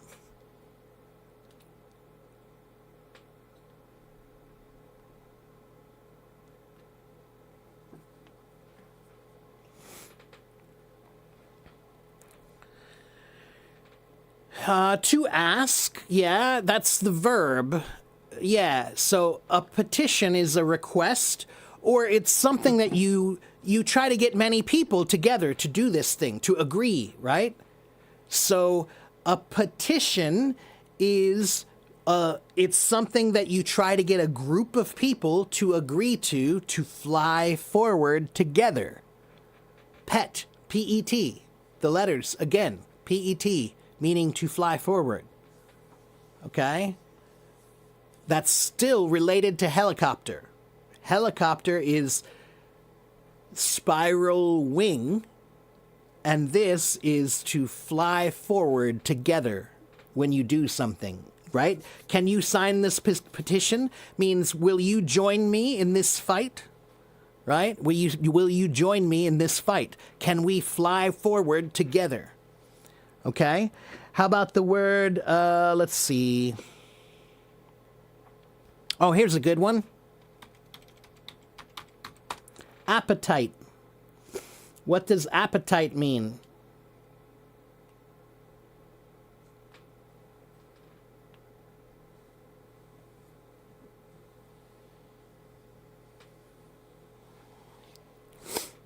A desire to eat. That's right. But the original meaning of appetite was not just about eating. It was about a desire for something. It was a desire to have something. Okay, so now when we talk about appetite, we always say food. But what about Appetite for Destruction? Do you know that record? Appetite for Destruction. That's a Guns N' Roses record. You guys know that record? Famous record. Okay, so appetite can be about food, but appetite can be about other things too, right? So appetite means desire. You have a want to do something, right?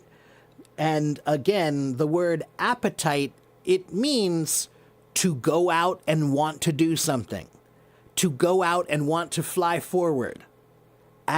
Pet, P-E-T is in that word again, right? So yeah, to go out and enjoy something.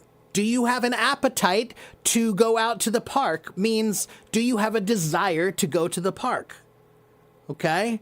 So yeah, welcome to the jungle. That's right. So when you say bon appetit, that's when you're saying that, you're saying, I hope you have a good desire to eat. Enjoy your desire to eat. Okay? That's what that means. All right? So yeah, appetite is related to the word feather, which is related to the word pinnacle, which is related to the word helicopter, which is related to the word pterodactyl. Isn't this fun? How about this word? How about this word? Panache. Panache.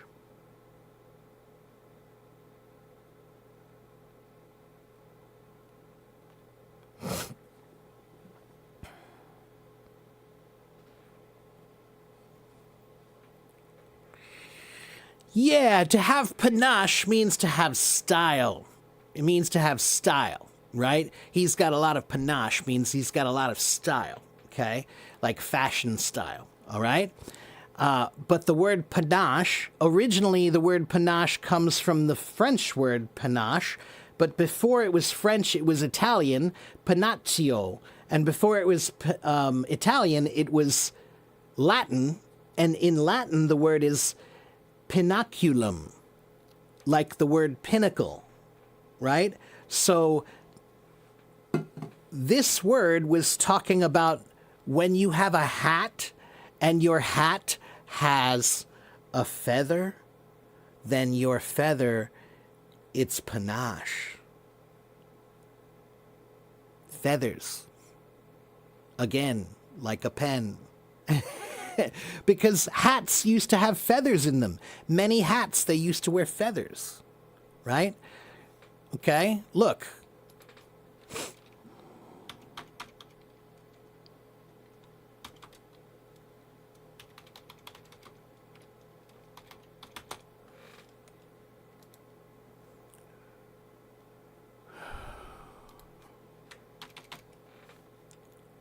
Look.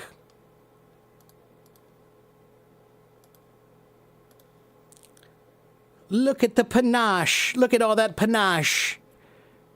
Look at the panache. Look at the feathers. Look at all that panache. Okay, so that's why the word panache means to have feathers. To have feathers is to have panache. All right? What about this word?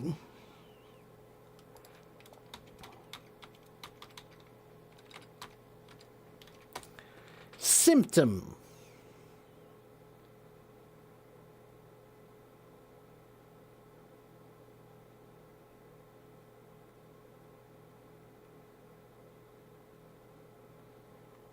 What is a symptom?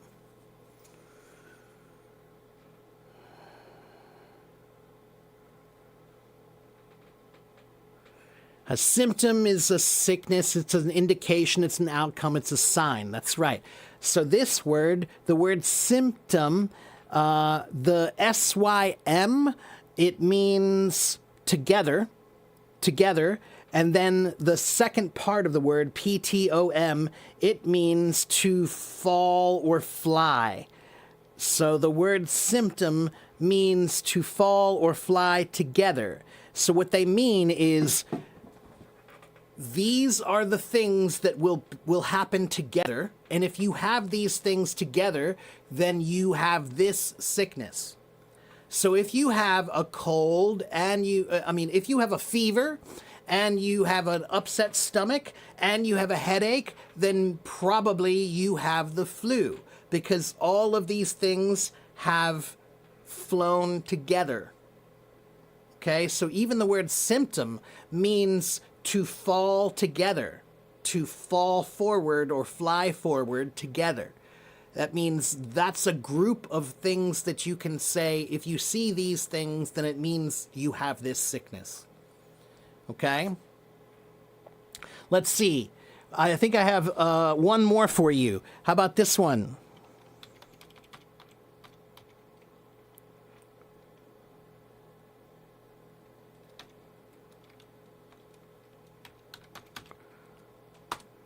Hippopotamus.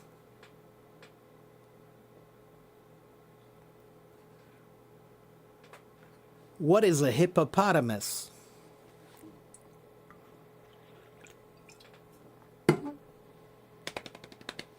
That's right. Hippopotamus comes from the Greek words that means hippo means horse and potamus means river. So hippopotamus means river horse. Now, why did they say horse? Why horse?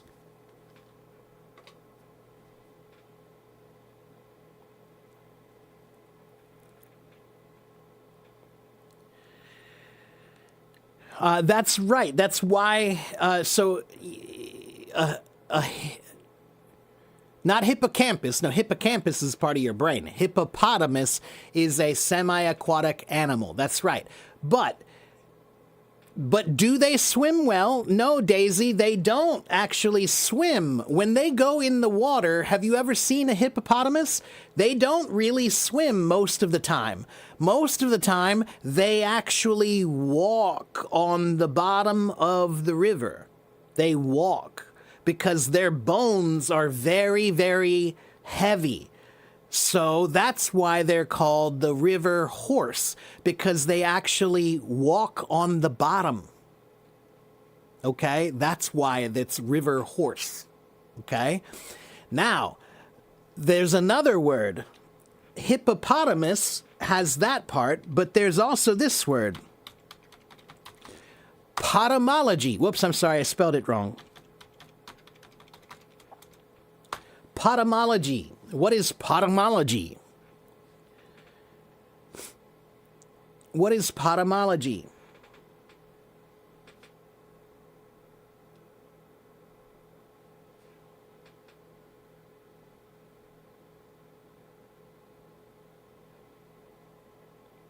What's ology? What is an ology? That's right, Ken. It means river science. Right? So we said hippopotamus means river horse. So potamology means river study, the study of rivers. The science of rivers is potamology. Okay? Now, the word potamology has the letters P-O-T. P-O-T in this case comes from PET, meaning to fly forward. Because does a river ever stop? Does a river ever go backwards? No, a river always flies forward. So even the word potamology is about rivers because rivers always move forward. Okay? So, all of these words are related by the word feather or to fly forward. Helicopter, perpetual, impetuous, pterodactyl, petulant, petition, perpetuity, pinnacle, potamology, hippopotamus, repeat, symptom, appetite, panache, impetuous, compete. All of those words are related by the idea of the feather.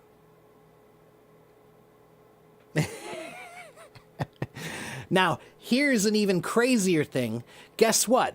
The word pen and the word pencil are not related. Can you believe that? The word pen and the word pencil, they are not related. Isn't that crazy? It sounds like they should be related, right? We told you, pen comes from the word feather, right? So pen comes from the word feather, so where does the word pencil come from? You're never going to want to use a pencil ever again after I tell you this. So the word pencil comes from the word penicillus, which means a paintbrush. Paintbrush. Okay? So the word pencil, it comes from the word paintbrush because the word penicillus. Do you know another word that sounds like that? Penicillus? Penicillus. What is penicillus? Do you know penicillum? What is penicillum?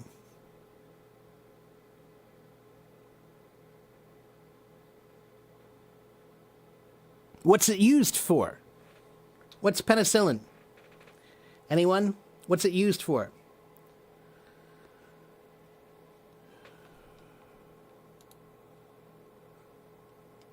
It's a medicine. That's right. So, the word penicillin, hold on a minute.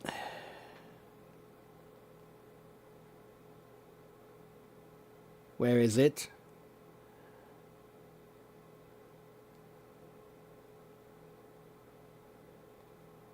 There it is. So this word is named because the mold that they were making, this is a kind of mold. Penicillin is a kind of mold, okay? And it's a mold that you can use for medicine, okay? And if you look at this mold under a microscope, the mold, they look like a paintbrush. These kinds of mold, they look like a paintbrush. And the word for paintbrush in Latin is penicillus, okay? And that word, penicillus, it also means little tail. Penicillus means little tail, okay? Penicillus means little tail. So the word penicillin and the word pencil are not related to the word pen. They are related to the word... Oh, I can't even type it. It's related to the word penis. Because a pencil is like a little paintbrush. It's a little stick.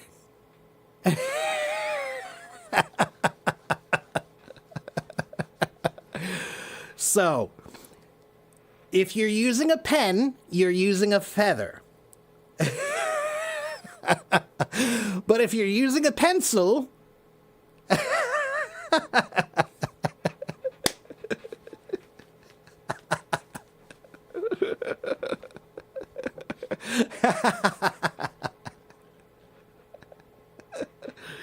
that's funny, right?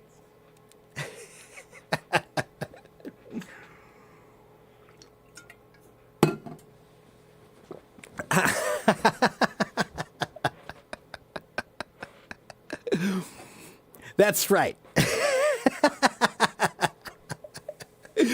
That's right. That's where the word pencil comes from.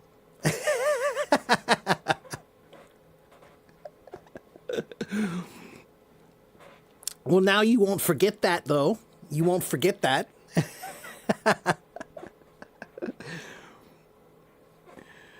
But see, that's why I love etymology, because all of those words are related. And when you hear why they're related, it makes sense.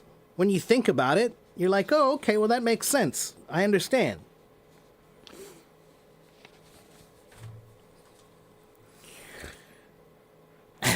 You're going to use that story for your first date. That's a good one.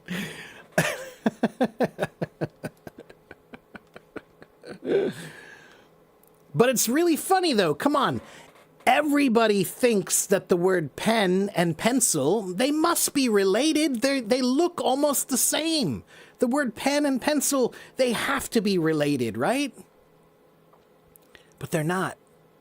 It's crazy. Yeah.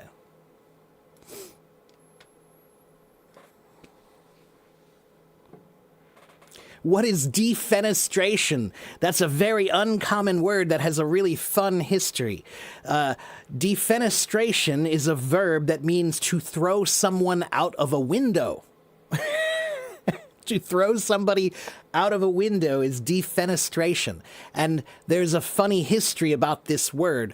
They created this word just because they were throwing people out the window and they didn't have a word to describe it, so they had to make one. So there were a bunch of, in history, there were a bunch of times, for example, look, I'll look up, if I look up this word, no, that's not what I want.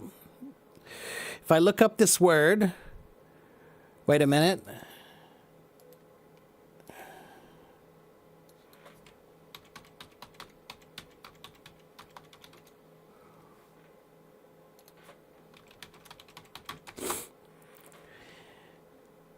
So in Prague, in the Czech Republic, right, the city of Prague, in 1618, in the year 1618,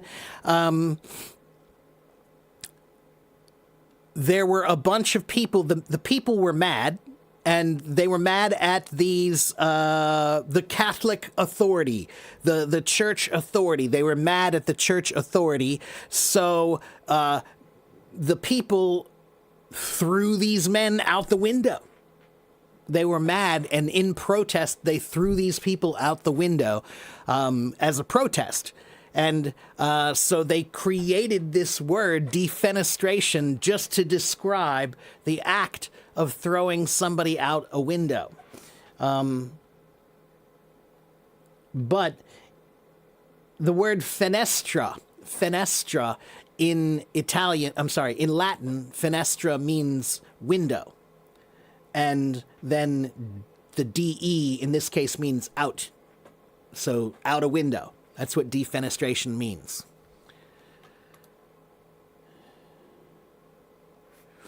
Are there any other fun words like that? Yeah, there are tons of fun words like that.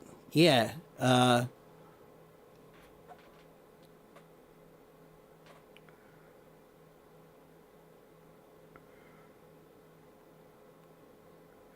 You know, by the way, I want to tell you that another way that I learned a lot of etymology was from dinosaurs. When I was a boy, I really liked dinosaurs, right? So I was reading about dinosaurs all the time.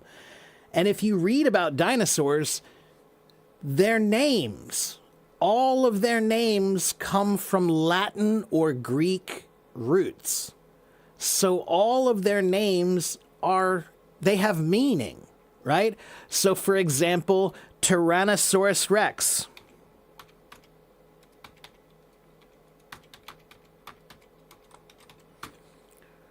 Oops.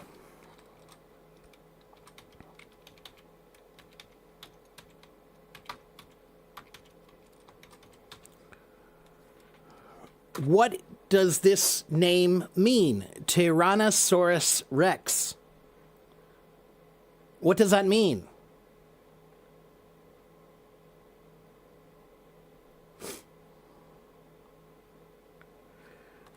Tyrannos means tyrant. What is a tyrant? What is a tyrant? It means terrible. Okay? So Tyrannos means terrible. Okay? And then Saurus means lizard. And Rex means king. So Tyrannosaurus Rex means terrible lizard king.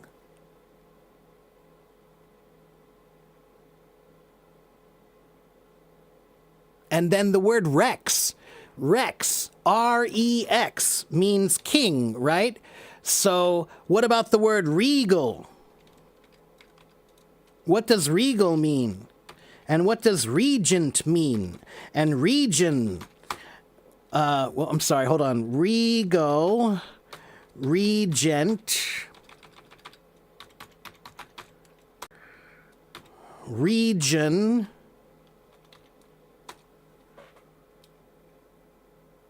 wait a minute, let me look up all the words.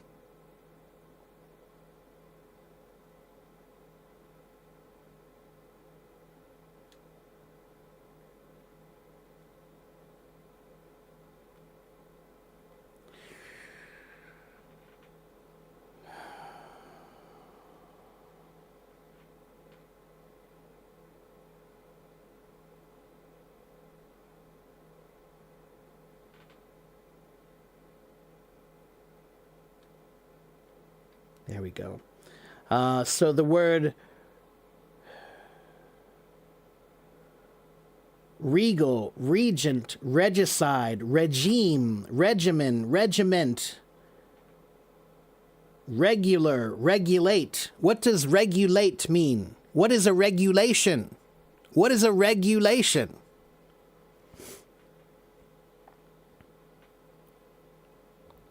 A regulation is a rule. And so the word R-E-X, Tyrannosaurus Rex, Rex means king. R-E-G also means king. So regulations are the laws of the king. Regulation, reg. The word regular means the normal things that happen that the king is okay with. The word regime, a regime. What is a regime? It means this is the king's regime, right? What about reign? To reign, R-E-I-N, R-E-I-G-N. To reign, the king's reign.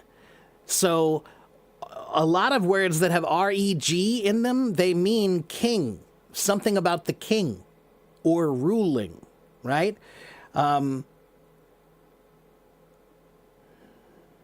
Even the word rich, guys, the word rich is related to the word king.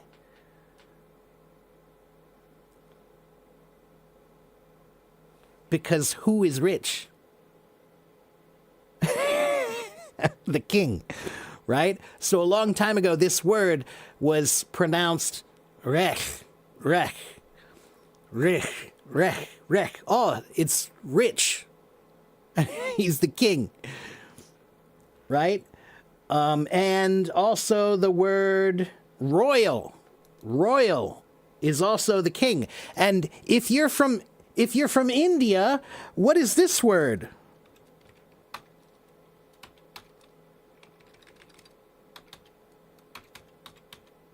If you're from India, what is this word? Maharaja or Raj. king, Raj, Regraj, same thing. So the word Maharaja is related to the word Tyrannosaurus Rex because they both mean king. Yeah. Yeah. How about the word right? What is right?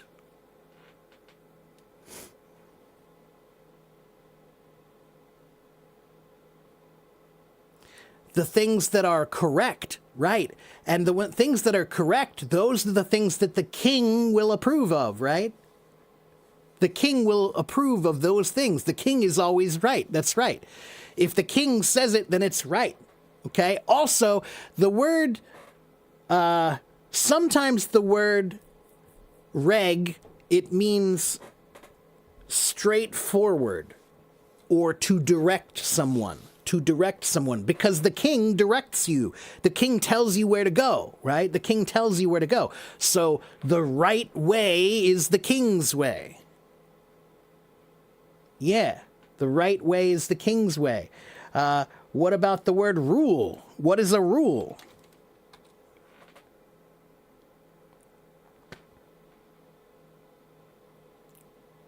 Again, a rule is something that you follow that keeps you in a straight line. It keeps you in a straight line. It's a rule. It's a law. It's something that the king will be okay with. Okay? Monarchy, what's its origin? So monarchy, the word arch. In Latin, the word arch means king. It means to rule again, right? So monarchy, mono means one. Arch means ruler. So monarchy means one ruler, the king. Okay? So all those words that have arch in them, arch means something about to rule. To rule. All right?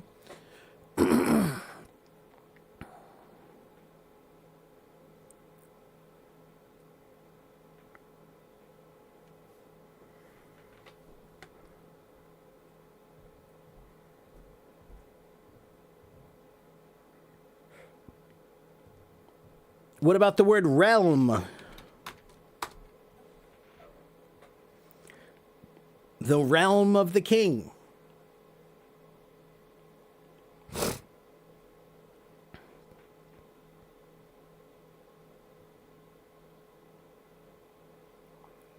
So, again, this is etymology, everybody. This is etymology. Whoops, I didn't mean to do that. Or that. I guess I'll have to fix that later. All right. Yeah, the territory of the king is the realm. That's right. So all of these are related. Okay? Even the word rank. Rank. What is your rank? It means how close are you to the king. That's your rank.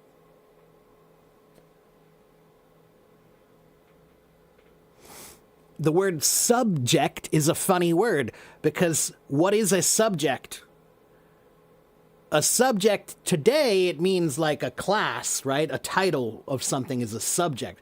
We're studying math. That's the subject. We're talking about the subject of math. But the word subject originally was talking about the king because the king is here and everybody below the king is subject to the king. So the word sub means under, and the word ject comes from the word iacere, meaning to throw. So that means basically you're under the rule of the king. You're under the rule of the king. That's the subject. You're a subject of the king. You're below the king. Okay? I could do this all day. I could do this all day.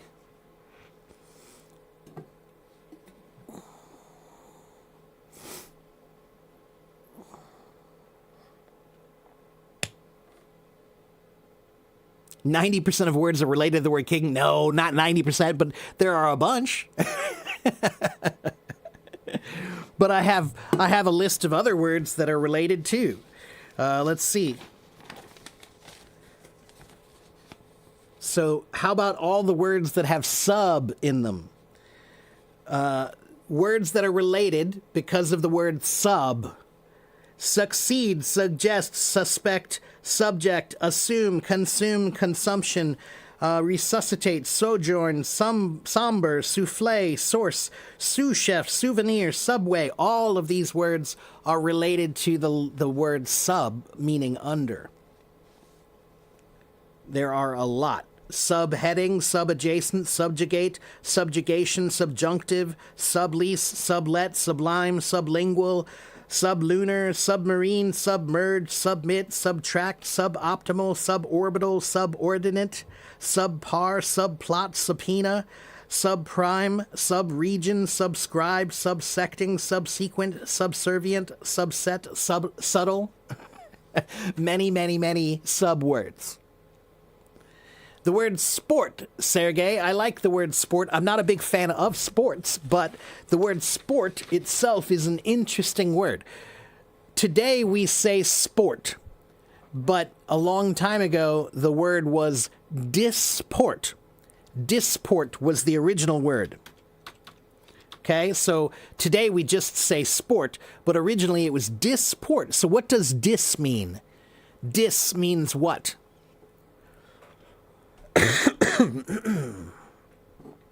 What does dis mean? It can mean no, it can mean the opposite, it can mean not or negative, but it also can mean away. It can mean away. Okay? So, what does port mean? What does port mean? If something is portable, what does port mean? If it's portable, you can carry it. That's right. Port means carry. So the word sport, the original meaning was disport, carry away. Carry away. So sports are the activities that you do to carry your mind away from the terrible normal things, all the normal life, right? If you're stressed out and you have business, and you have government things to think about, then you can do sports and they will carry your mind away. Deport means away, carry, meaning carry you out of the country. Export means out, carry. So export, those are the things that your country has a lot of those, so you sell them out to other people, out of the country. Import means to bring something into the country. You carry it in, right? So export means carry out. Import means carry in. Deport means make you go out. If something is important, then that means you don't have it, so you need it. Just like imports. Imports are the things your country does not have, so you need to buy them. So imports are important. Okay? And if something is portable, then you can carry it. And what is a porter? What's a porter?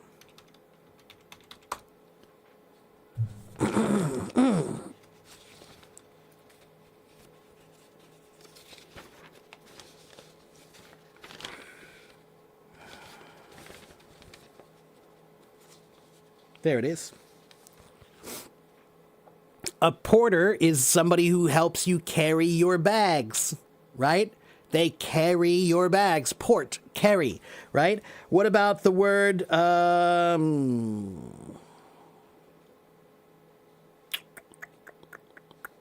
opportunity? Opportunity.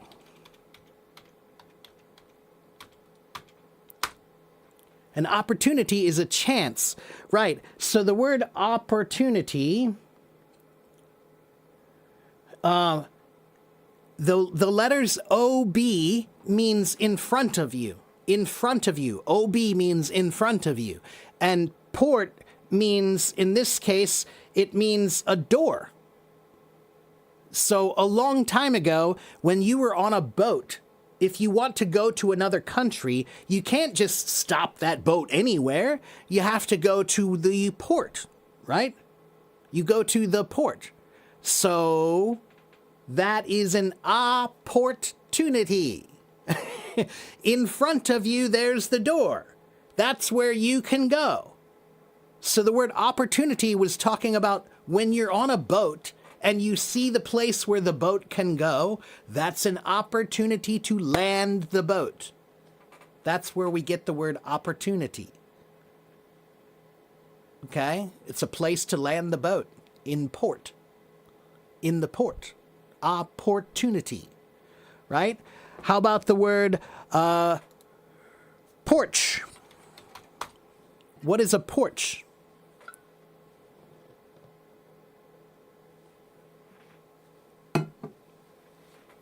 It's not a garage, exactly. A porch is kind of like a front door area, right? Or a back door area. You can have a front porch or a back porch. The word veranda is a kind of porch. A veranda is a very long porch, okay? So a porch can be very small, okay? If you have a very, very long, big porch, that's called a veranda, okay? So the word porch is related to the word port, meaning door. That's where the door is, near the porch, okay? And a long time ago, if you had a castle, in the front of the castle, they had a big gate, a big metal gate that came down, right? The big metal gate that comes down, that big metal gate is called a portcullis. It's a portcullis, okay?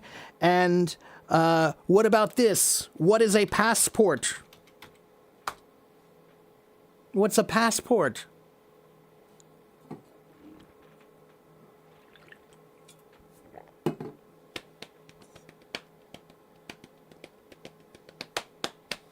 It's a travel document. Now, today when we use passports, we usually use them at the airport, right? We use them at the airport usually, but when was the passport created? When was the passport made? It was made before airplanes, right? So before airplanes, the passport was not for planes, the passport was for boats, right? You got on the boat, you have your pass so that you can go to the port. You need your pass to go through the port. That's your passport. Okay. Let's see. What's a pore? P-O-R-E, pore. Your skin. You have pores in your skin. What are pores? They're holes, that's right. And a hole is like a door, right? So I said port means door, right?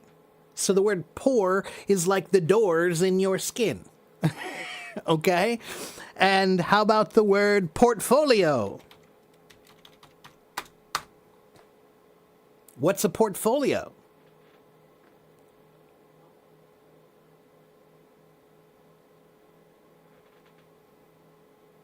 Resume, right? So port means carry. What does folio mean? Folio.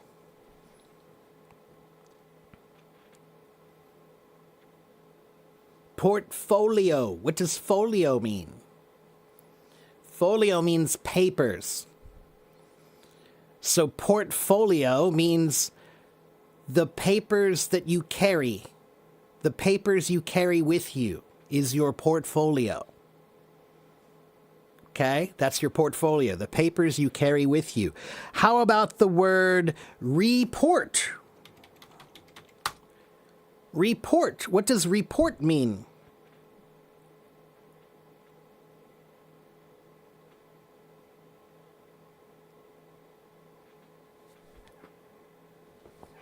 mosquito.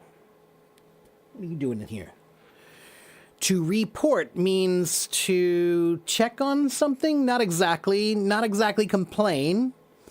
To report means to tell someone what happened, right? So re means back and port means carry. So a long time ago, I would write a note and I would say, this is very important, take this to them. Carry it back to them. I would say, here's my information, please take it to this man. Carry it back to him. Report. Carry back. Okay? How about transport? To transport. Trans means across, and port means carry. So transport means to carry across. You're transporting something. You're carrying it across. Okay? And how about the word support? Support. What is support?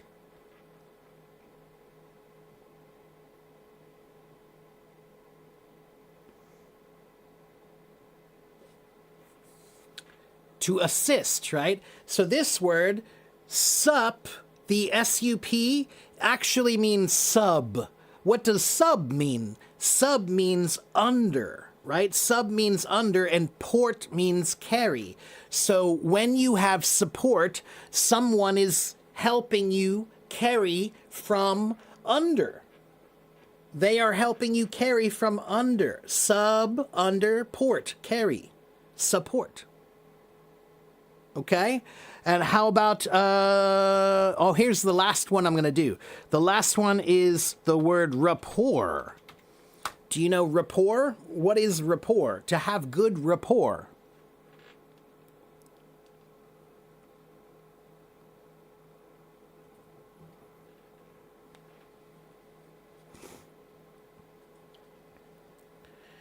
Yeah, it's like your reputation. Right? It's your reputation. If you have a good rapport, then they like you, right? They like you. So this means, this is, re means to bring, or no, I'm sorry, re means again, and port means carry. So this means every time you see them, you bring your reputation with you. You carry your reputation back again. So they know you. So again, they see what you've done. Rapport. It's the reputation you carry with you all the time. You carry it back. Rapport. Okay? There are other words that I could tell you that have to do with that, but, yeah, that's a good start, right? That's a good start. The Ark of Rule and Ark of Noah. What's the difference between the two arks and how can I recognize them? Let me see something. Wait a minute.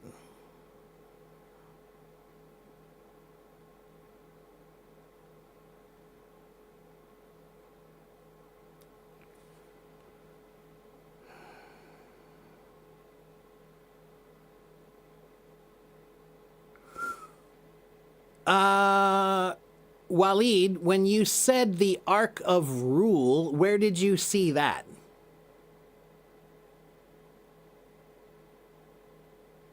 You mean the Ark of the Covenant? I think you mean that.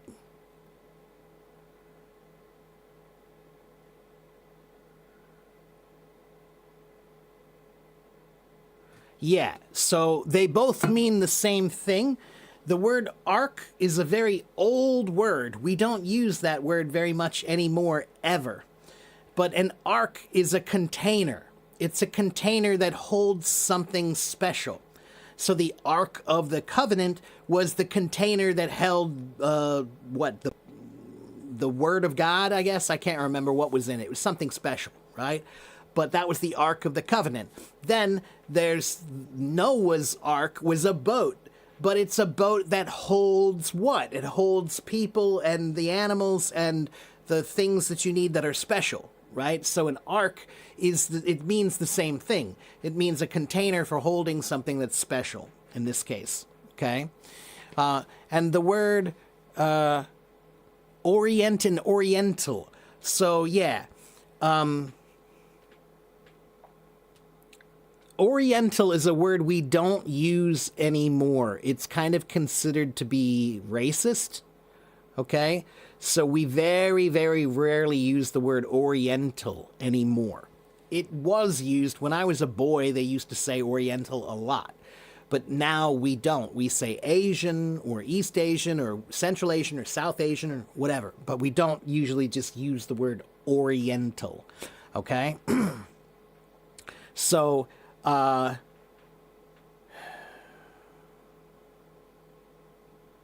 wait a minute.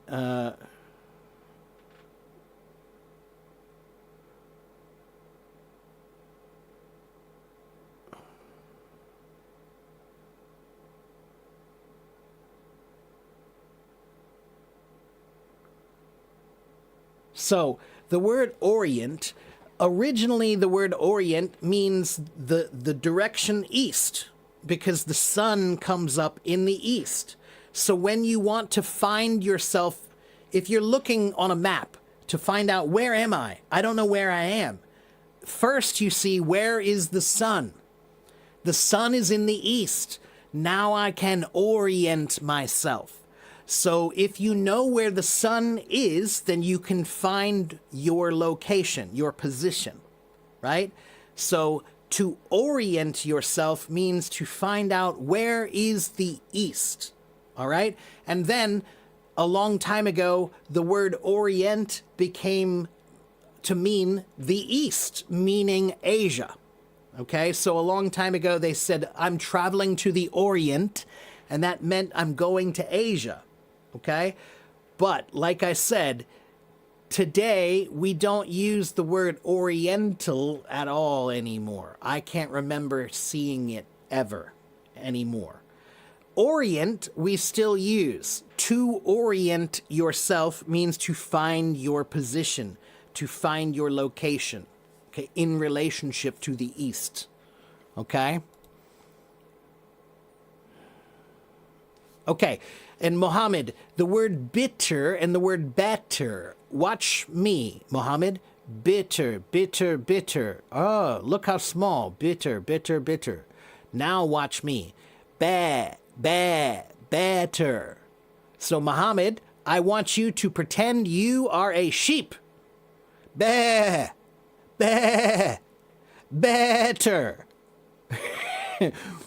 A sheep.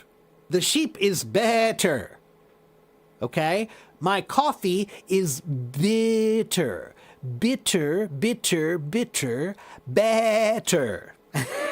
All right?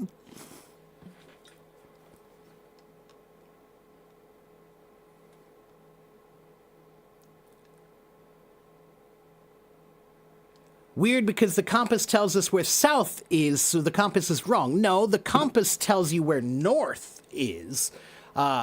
A compass points north, right? That's where a compass is it's magnetic north, right?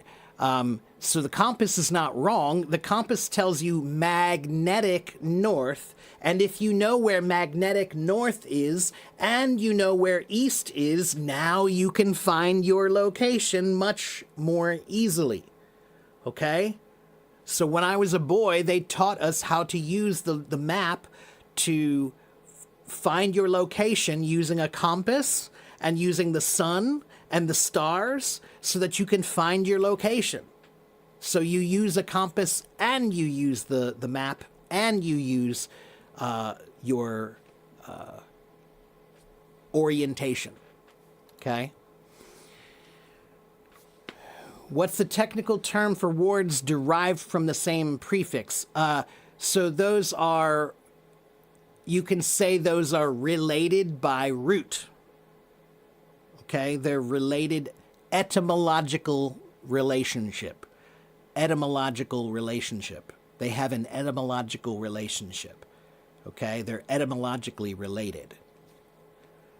That means they come from the same root. Okay?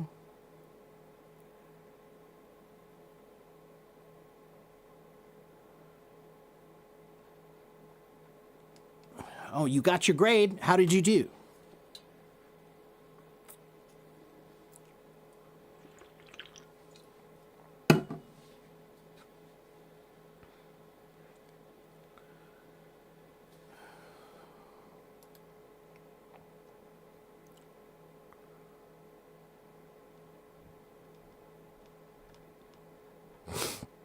Oh, Jean-Franc, you're back. There you are. Let's talk to Jean-Franc. He's back.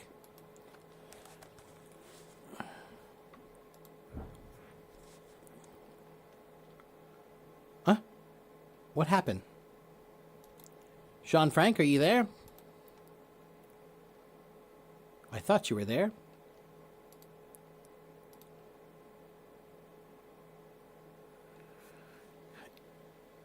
Is the word orientation related to Oriental? Yes, because they both are related to the word orient, which means to make yourself, to know where you are, to know your location, is to orient yourself. So the word orientation, in America, we always hear that word in school, like in college. Right? So when you go to college for the first time, you're new and you don't know anything. You don't know where the buildings are. You don't know how it works there. So they take you around and they show you everything and they tell you everything. That day, that's called orientation. To orient yourself means to make yourself familiar with this location. Okay? To orient yourself. All right?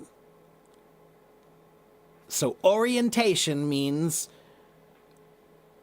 the first day or days when you are trying to learn about something new or you're trying to learn your way around.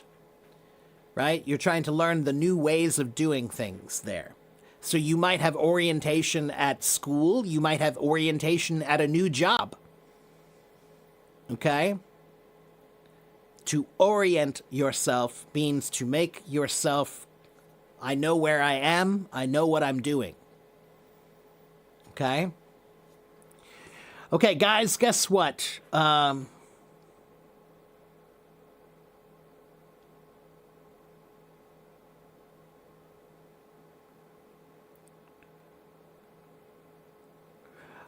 Very quickly, I need to make an announcement.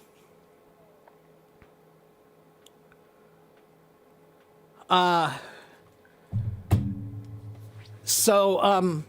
need to make an announcement. There is a person on Hello Talk who doesn't like me at all. She has some problem with me. I'm not really sure why. I really don't know. But there is, Lindsay, right. So she was banned. Today she was banned and her IP address was banned.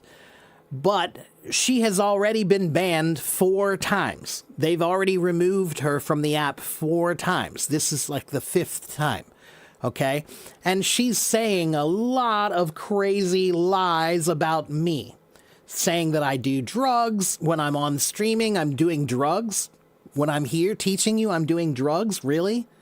And she's saying that I play Truth or Dare with my audience. Have you ever seen me play Truth or Dare?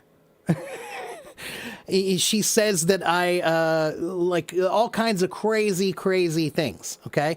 So, all I'm telling you is, please, if you see someone on Hello Talk talking badly about me, please report them, okay? Yes, she is a stalker. She is a stalker, okay? I think she's a stalker only because I think maybe I yelled at her one day. I may have yelled at her and said, no, that's not right or something. And she got mad at me and now she is stalking me and it's crazy, really crazy. She is going to other live streams. This morning she was on 3 other live streams and all she was doing was going there to talk badly about me and say I do drugs and say that I'm bad and that I, talk to my students inappropriately and things like that. It's crazy. So please do me a favor. If you see anybody saying stuff like that, please report her and tell them. Okay, please. This app do you understand that when you use an app, you have a responsibility to help make it a good app? So if you see someone who's doing something wrong, if you don't report it, then you are helping them make it bad. So when you see something wrong, please click the report button and tell HelloTalk. Please. Okay? Yeah, she's been stalking me for at least 2 years. 2 years. She has come back again and again and again. And all she wants to do, is to destroy my mental peace, I think. Yeah, it's crazy. Yeah. And, not everybody will like me. I'm not perfect, okay? I have problems myself. Sometimes I have a bad day and maybe I'm in a bad mood. Okay? Maybe. But I have been here about 1,400 times. 1,400 times I have been here. Okay? And I'm here to help people. Nobody has ever reported me for anything bad because I don't do anything bad. So, yeah. I think she's gone. I hope she's gone.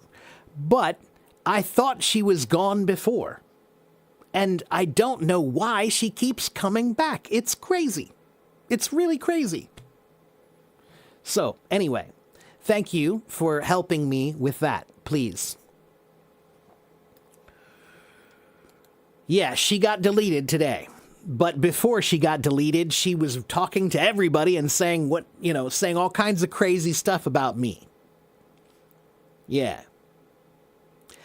Yeah, so you said it's almost like a loyal girlfriend or boyfriend. That's what I'm saying. I mean, I have had some breakups with girls that were bad breakups, right? I've had some breakups with girls that were bad breakups.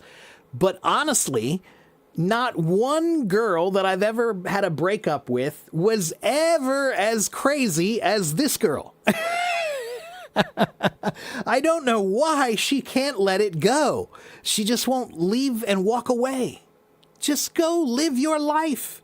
I live my life, you live your life. It's really weird. It's very weird. Yeah. She's Chinese. Yeah, she's Chinese. Lindsay. That's usually her name, but she uses many names. Yeah, it's really weird. It's a weird thrill. And Waleed, you do not need to apologize, my friend. You don't need to apologize for anything. I understand, or I feel like I can understand your feelings, okay? So don't worry about it. You're fine. All right?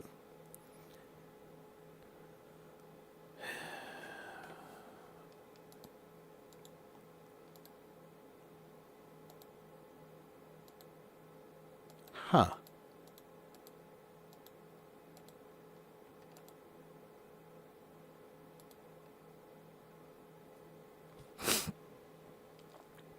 It's sudden to know that some people are malicious users of this application.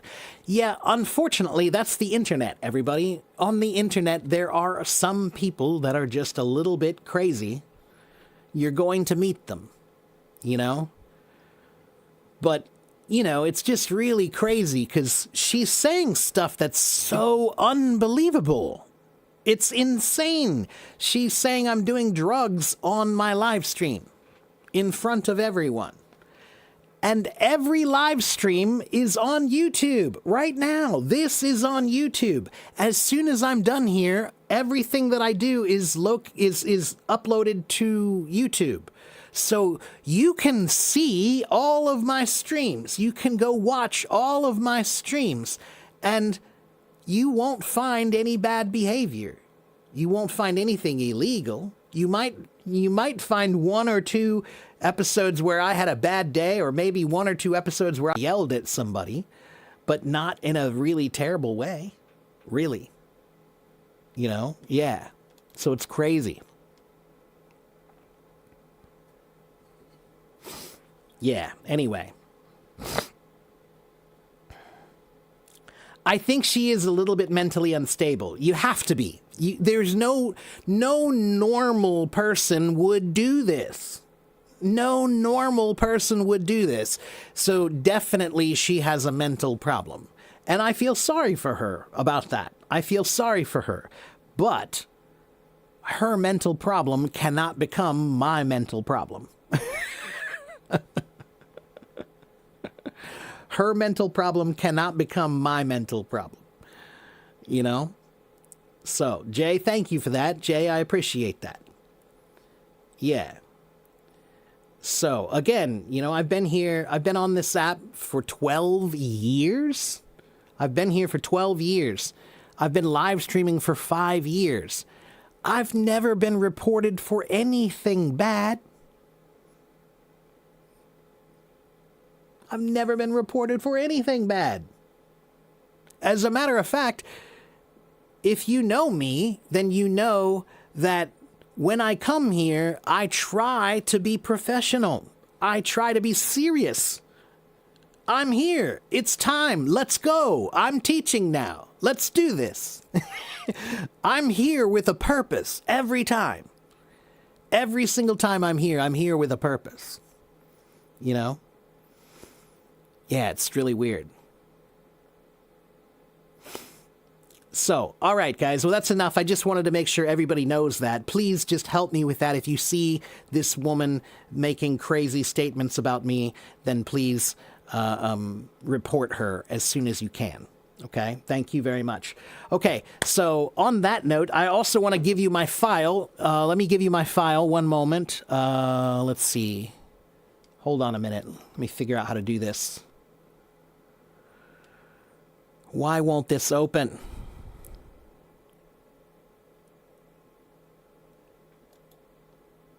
There we go. And now...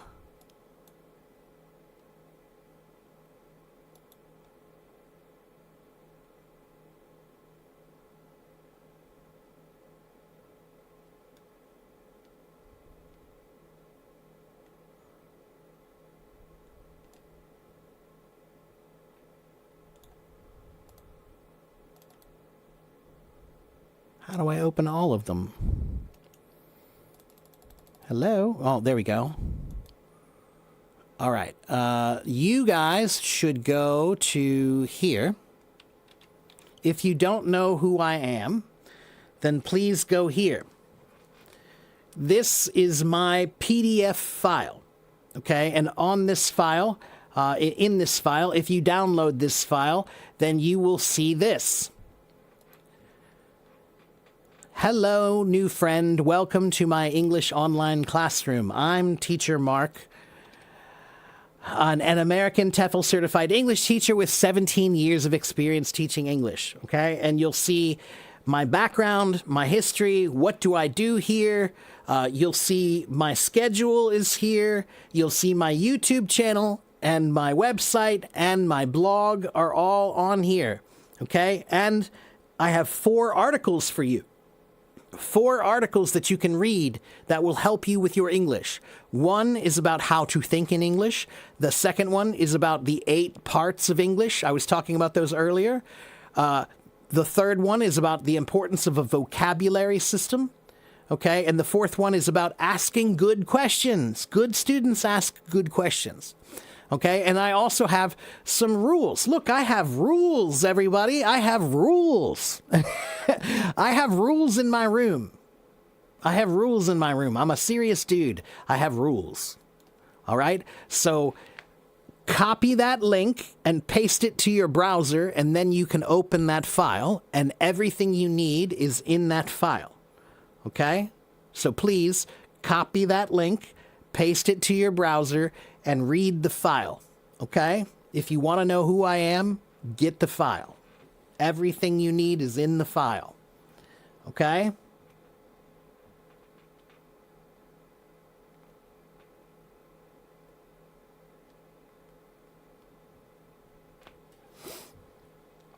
Okay, Do we have any more questions? Hello, Miguel. I hope you're still over there. Hello, Miguel. Can I recommend some power ballads besides the Scorpions? Yeah, let me think.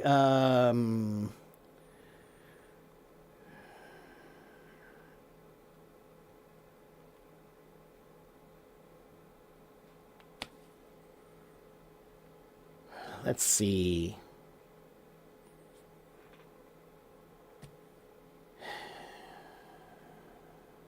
Def Leppard, Journey, Bon Jovi, I'll Be There For You, that's a power ballad. Always, that's a power ballad. Blaze of Glory, that's a power ballad. Guns N' Roses, November Rain. November Rain is a power ballad. Let's see. Faithfully from Journey. Faithfully is a power ballad. Open Arms, that's a power ballad. Dream On from Aerosmith, that's a power ballad. Don't Want to Miss a Thing from Aerosmith, that's a power ballad.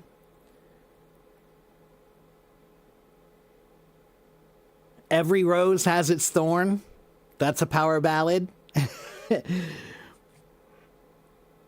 Sister Christian, that's a power ballad. Don't Know What You Got Till It's Gone, that's a power ballad. Here I Go Again, that's a power ballad. Those are all power ballads. The 1980s, early 90s, there were a lot of power ballads.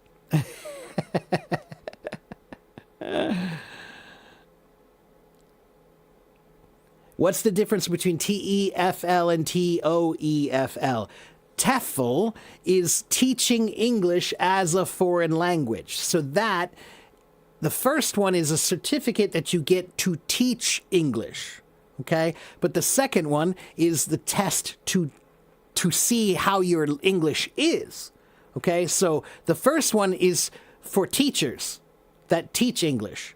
The second one is for students to see what level of English they have, okay?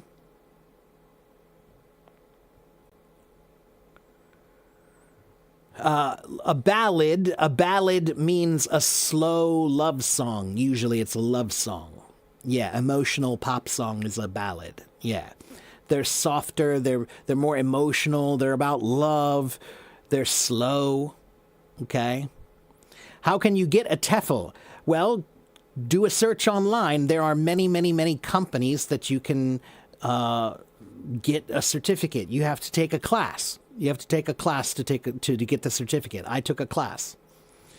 Okay? Thrash metal. Thrash metal is a kind of metal that's very fast and hard and heavy and a little bit like punk. So thrash metal is kind of like punk and metal together. Punk and metal is thrash metal. Okay? Okay. If you want to take a class from me, you can. But if you have to pay me. Okay? So listen. I live in America.